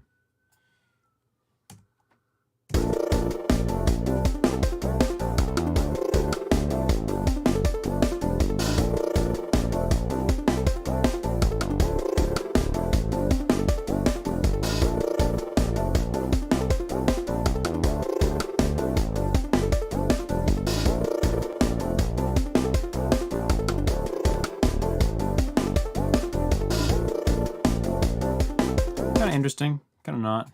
Don't mind it, don't hate it. Let's just quickly filter it. Might bring some more interest.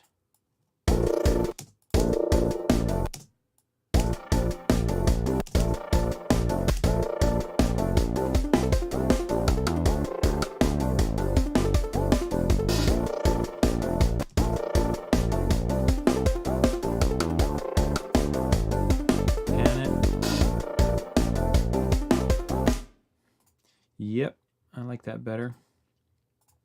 And then we'll just like slowly pan it side to side.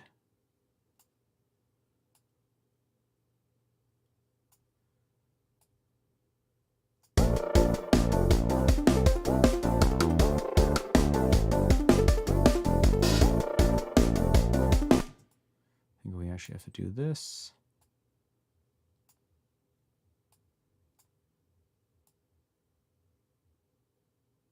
That's not the correct. Oh, this has to move, doesn't it?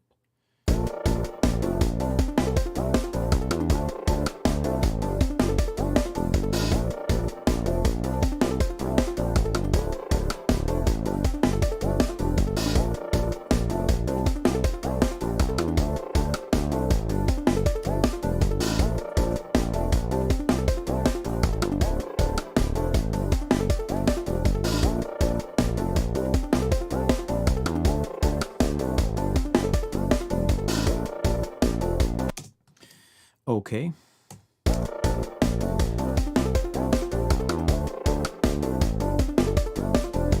Yeah, I know. Exactly what I'm thinking, Thomas. I'm like, how can I end this loop as fast as possible? So this is pad. And we're going to do that right now.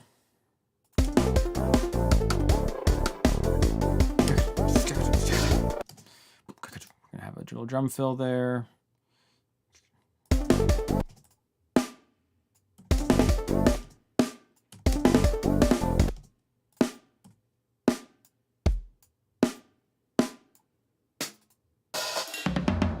These toms need to be fixed, but we'll get there someday.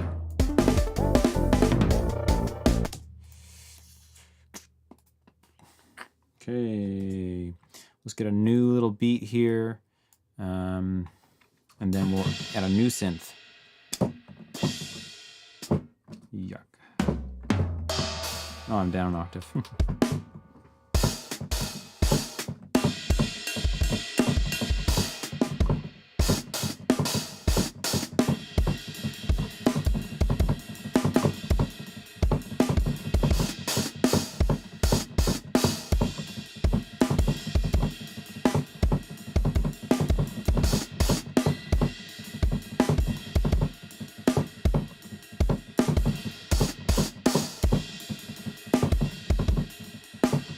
Interesting idea.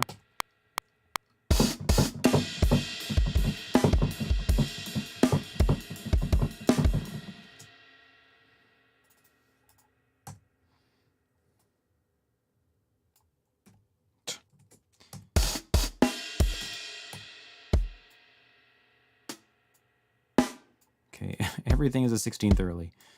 Every time I play, this is the problem.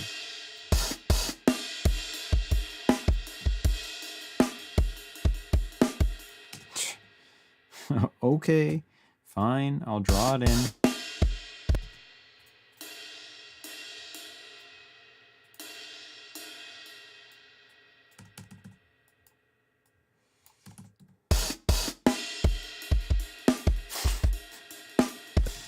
Okay, fine.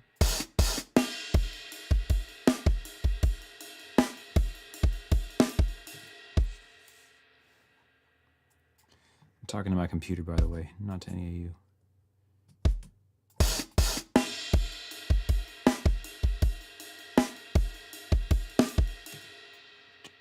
Doom.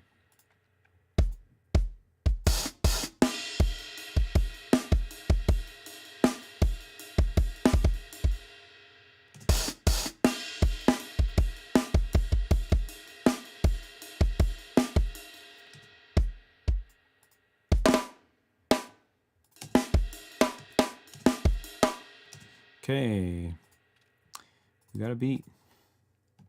Is it a good beat? Well, we'll find out.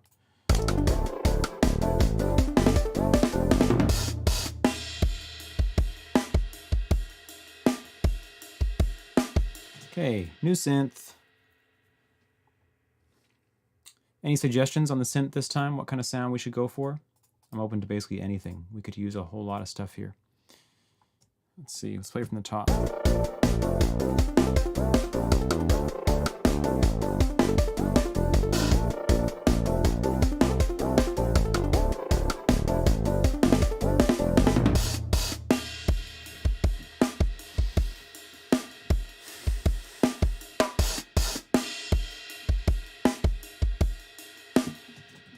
So thinking about contrast, more piercing and lead like maybe. Yeah, great idea. Okay. So let's go for a reed sounds, also great. Perhaps both things. Let's go for a square wavy thing, which is sort of reedy, believe it or not. No, it doesn't sound very reedy at the moment, but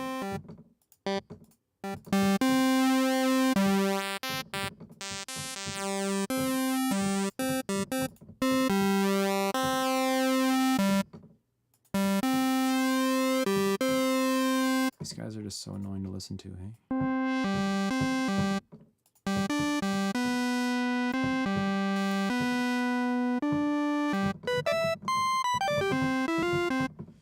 Okay, and let's have this be changing constantly at a slow rate.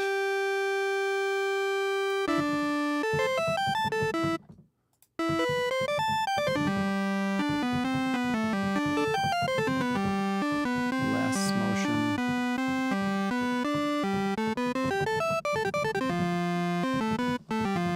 Okay, and then mono and legato and glide.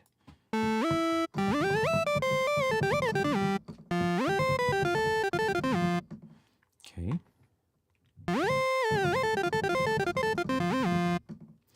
And then let's try to up this and use it.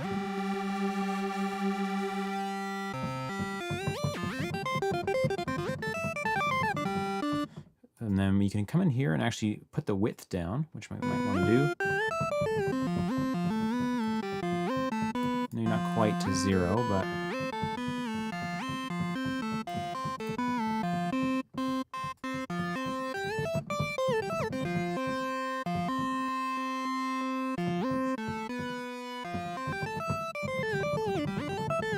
so just trying to create an interesting evolving tone first in the thing.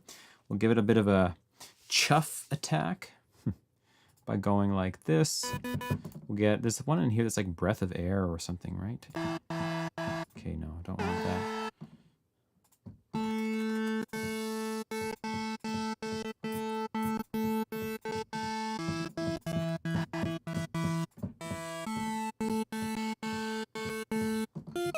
Like this. And perhaps we can control this with its own envelope that goes real quick.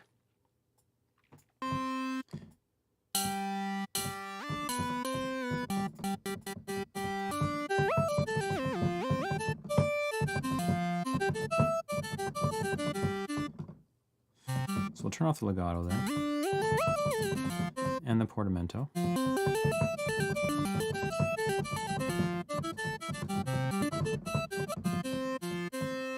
See what I'm trying to achieve here? Like a breathy thing. It's okay. Except the envelope is getting canceled whenever I play them right after each other. The notes right after one another. So we'll go back to legato, maybe? I don't like that either. How about this?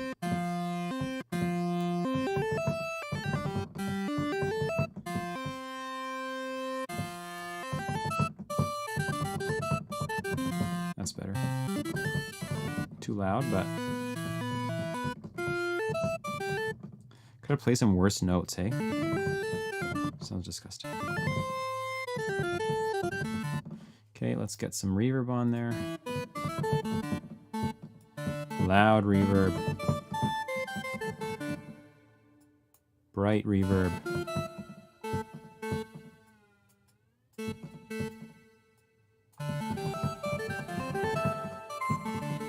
Delay.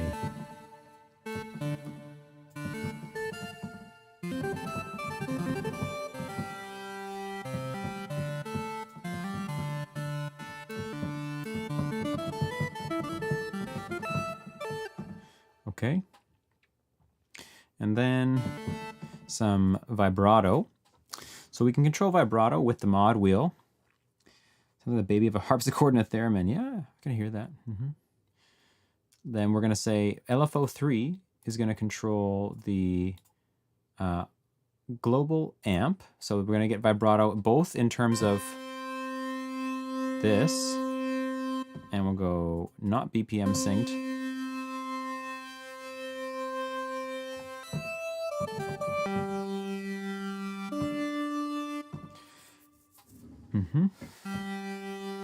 And then also this is going to control the fine pitch of the oscillator. So we're going to get pitch vibrato and volume vibrato.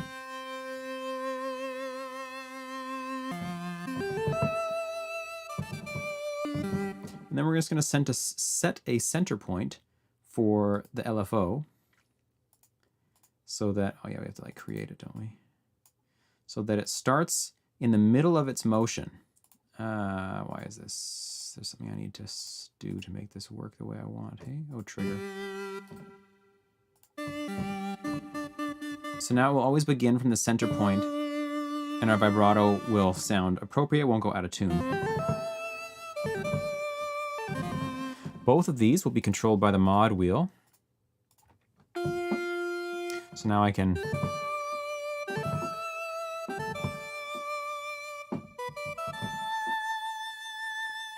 get a little bit faster.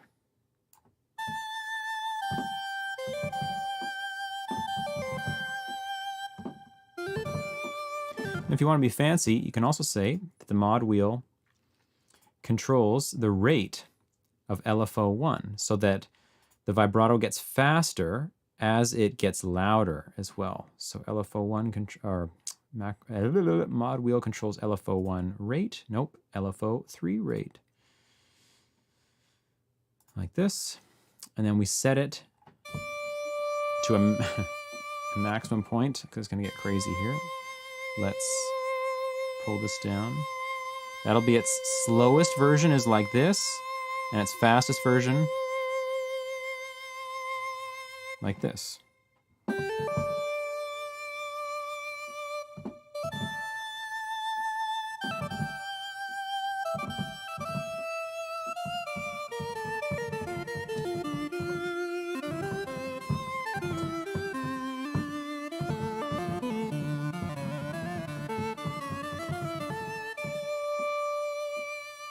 Cool.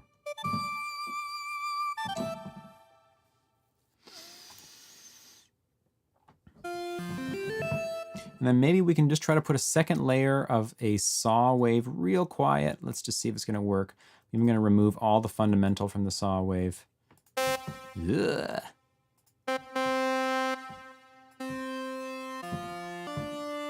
An octave higher.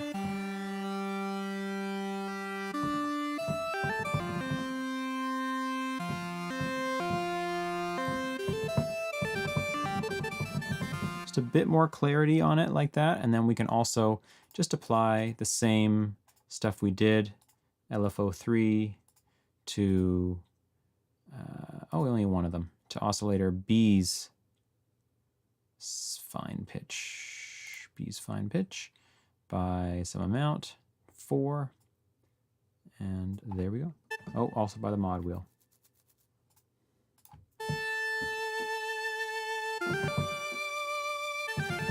Ah, it's out of tune. What's happening then? This is moving by, oh, not 4. This is moving by depth 4. It's definitely not 4. 24.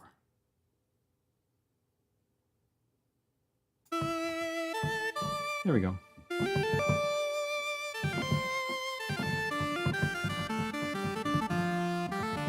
So a great way to find some new stuff to do in a new section is to think melodically. So we can think of a melody coming out of this part.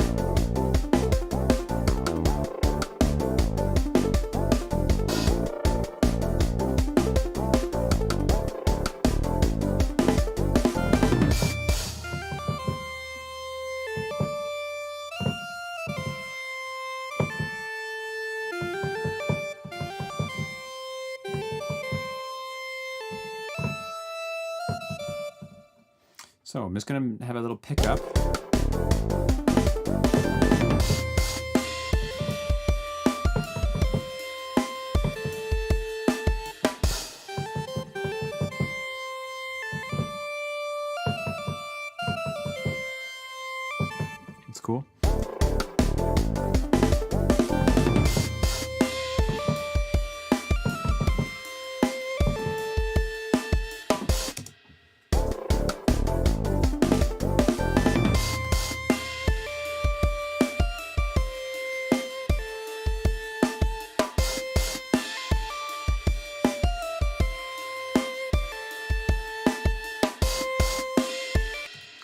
throw this pickup again at the end of the line.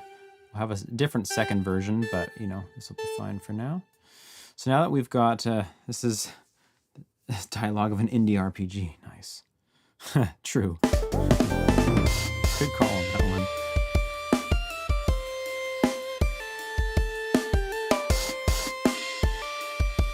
So now that we've got a melody, we can do all sorts of fancy harmonic stuff just because we have something to work off of. So here, instead of stabby chords, we'll have held chords. This will be our lead. And another Serum, really? Sure. How much time do we have? Another time for another sound? Yeah, we do. Okay, this time we'll go again, starting point. We'll go digital this time, and let's just find something. Simply add a heavy down-tuned D&B neurofunk respace. You know, that's probably what I would normally do, actually. You probably know that. This guy's kind of cool, actually.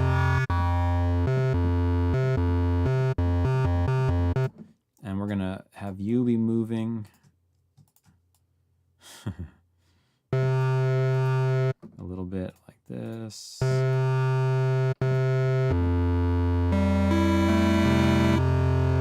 Just a wee bit. Have it be stereo.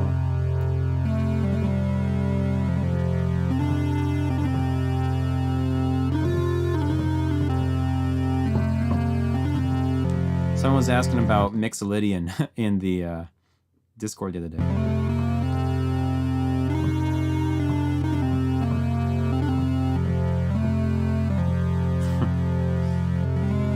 Dorian.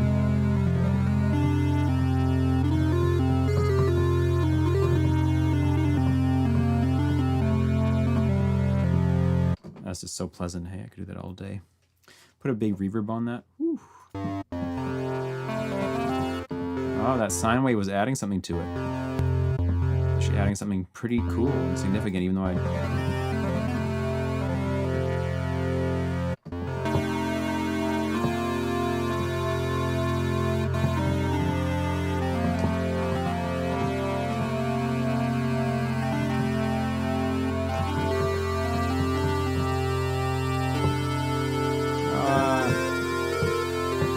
my hands aren't spidery enough. Okay, that's cool. Let's see now if we can just make this pretty simple, this sound. Let's get the filter off. You were thinking about that,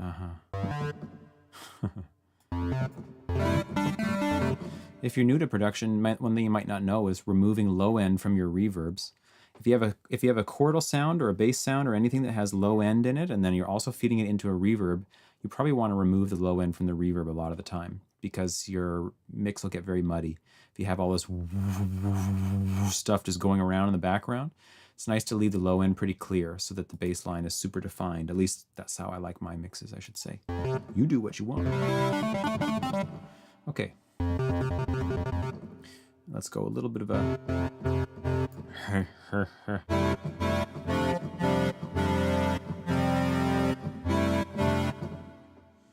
Okay. And let's just see.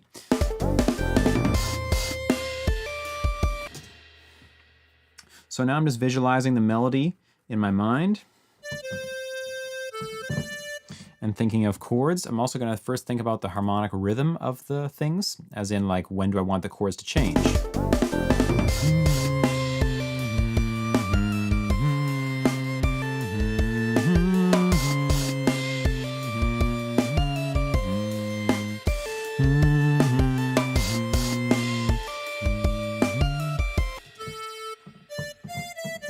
Sounds like a melodica or a harmonica. That's so cool.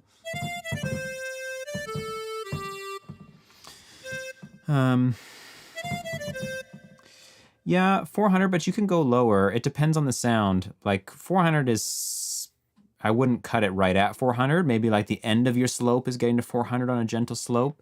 Definitely everything under 130 should be cut. And then stuff, I don't know, 130 up to 250, 300, 400 could be like on a gentle curve coming back up.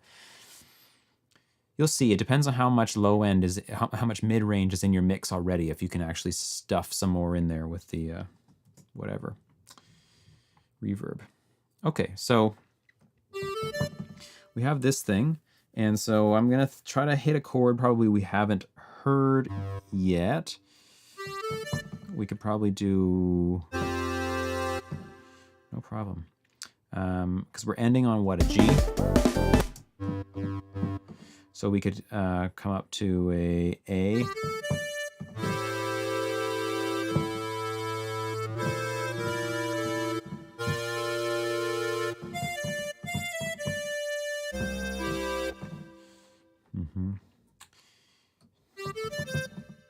Or perhaps hit something more interesting, like...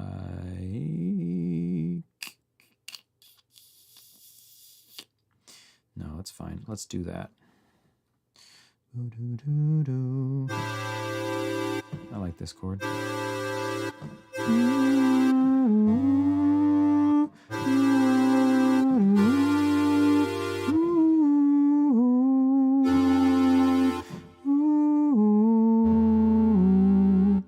Sure. The sound is a bit on the bright side, right? So let's maybe remove some of that stuff.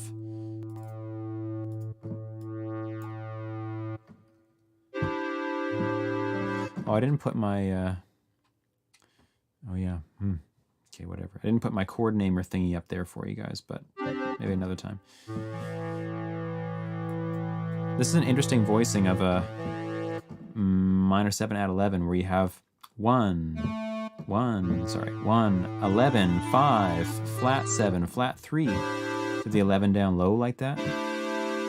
That's kind of cool.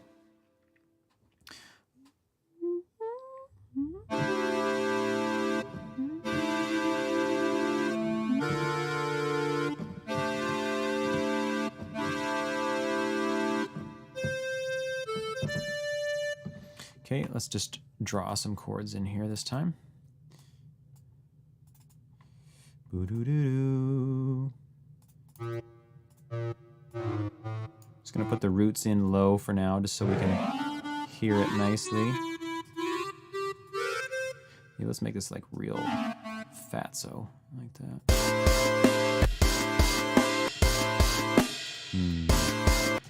The lead is so bright, I can't have this be as bright.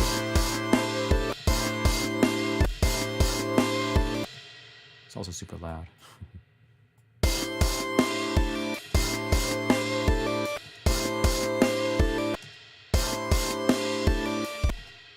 And then change on the beat. We could come up to here, like this, like this, this, this.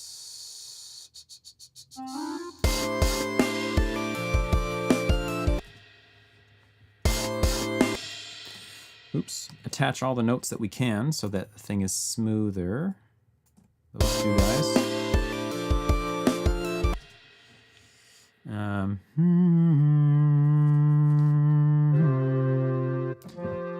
So.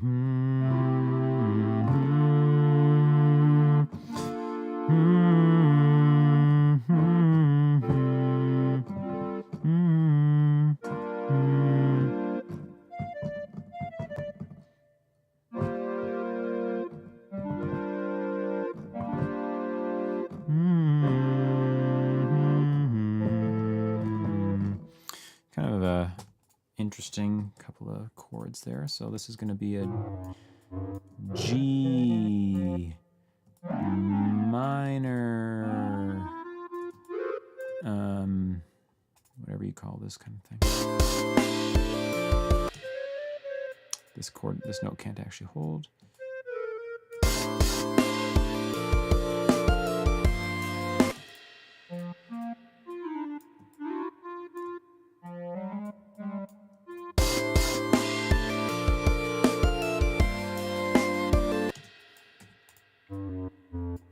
F.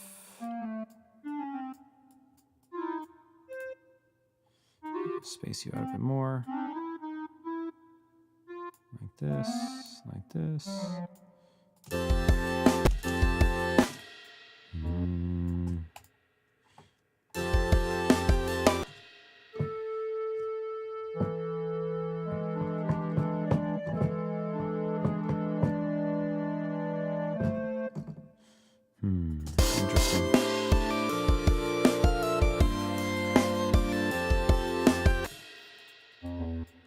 Could hit the,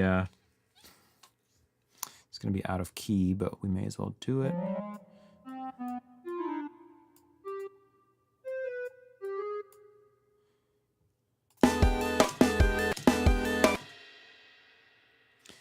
And then this can reflect it.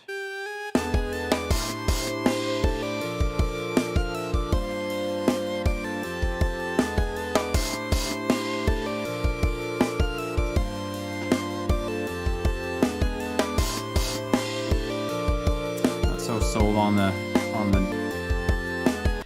thing. Let's try something different. Whew. Oh yeah, the melody.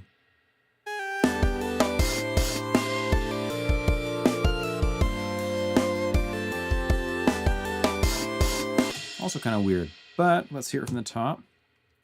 And let's get the, let's just create one more quick synth. I know we are almost done for today, but this is chords 2.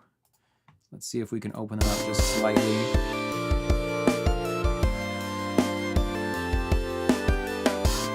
It's an interesting chord there. It's supposed to be a minor 7 flat 5, but we're getting a minor 7 instead.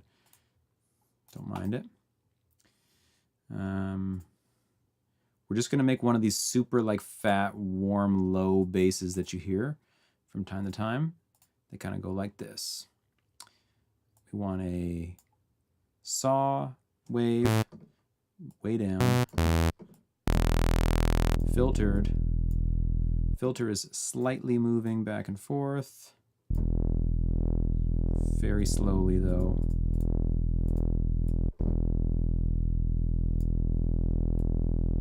Only a very little bit. It's also a unison.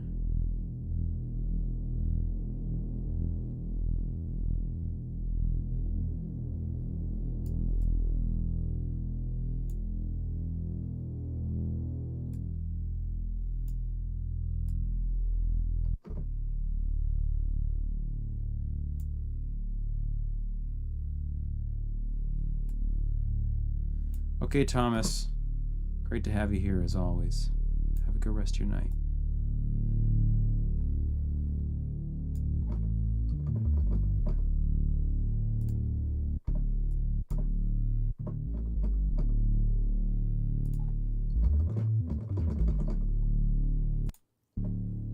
And this thing's gonna move slidey. That's a very simple way just to create one of these fuzzy, warm things.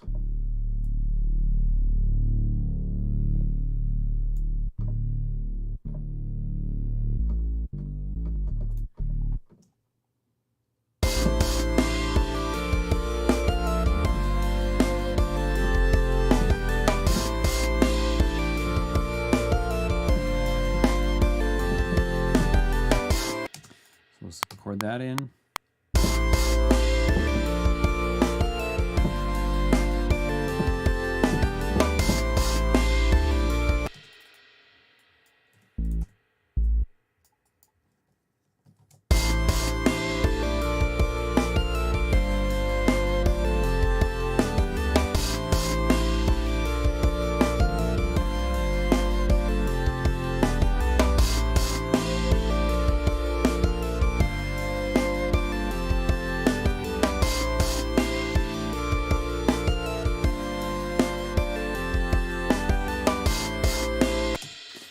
Mix needs a whole lot of balancing, but it's not going to happen today.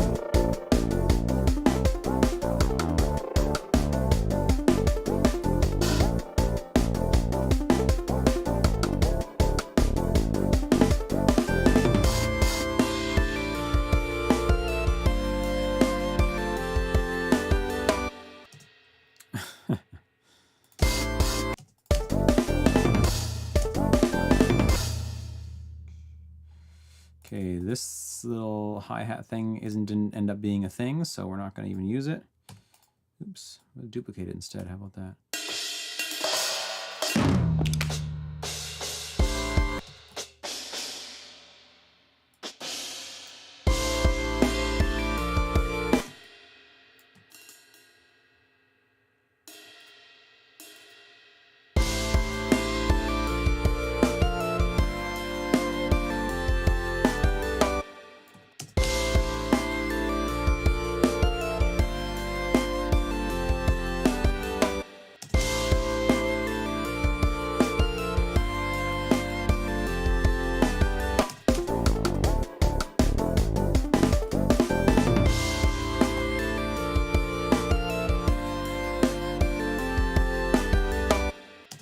Okay. That's basically where we're at. I mean, I don't have much time anymore to work on the beat any further. This thing's too busy, but you know, we're not about the composition tonight, we're about the sounds.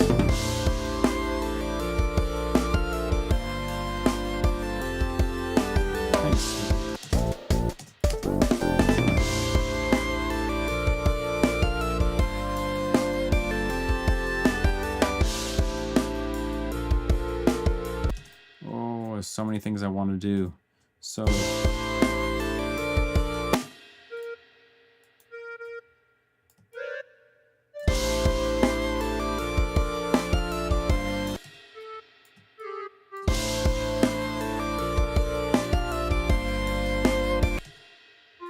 that'll have to wait though. It'll have to wait. Okay, well, we got a bunch of sounds today. This guy. This guy.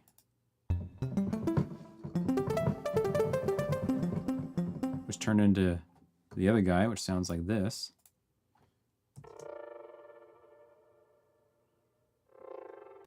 We had one bass. Needs work. Needs big work. We got the pad.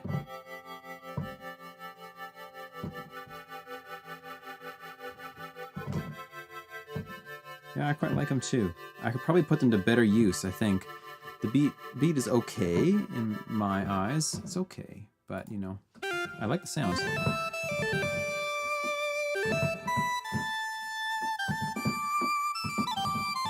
Bunch of good sounds, actually.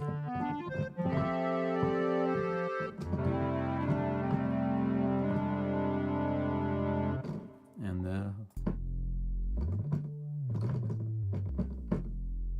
right? Okay, I'm happy with that. Happy with the sounds anyway. I could potentially finish the sounds and make them available. I don't know if anybody would want that or not. You can let me know in the comments or in the Discord or whatever. If you guys are... no, can't see the scooter emojis. If you guys are... don't know, I have a Discord, which is in the description of this video. You can come hang out in there and talk music with me and other people. Otherwise, a couple of my courses are available in the description as well.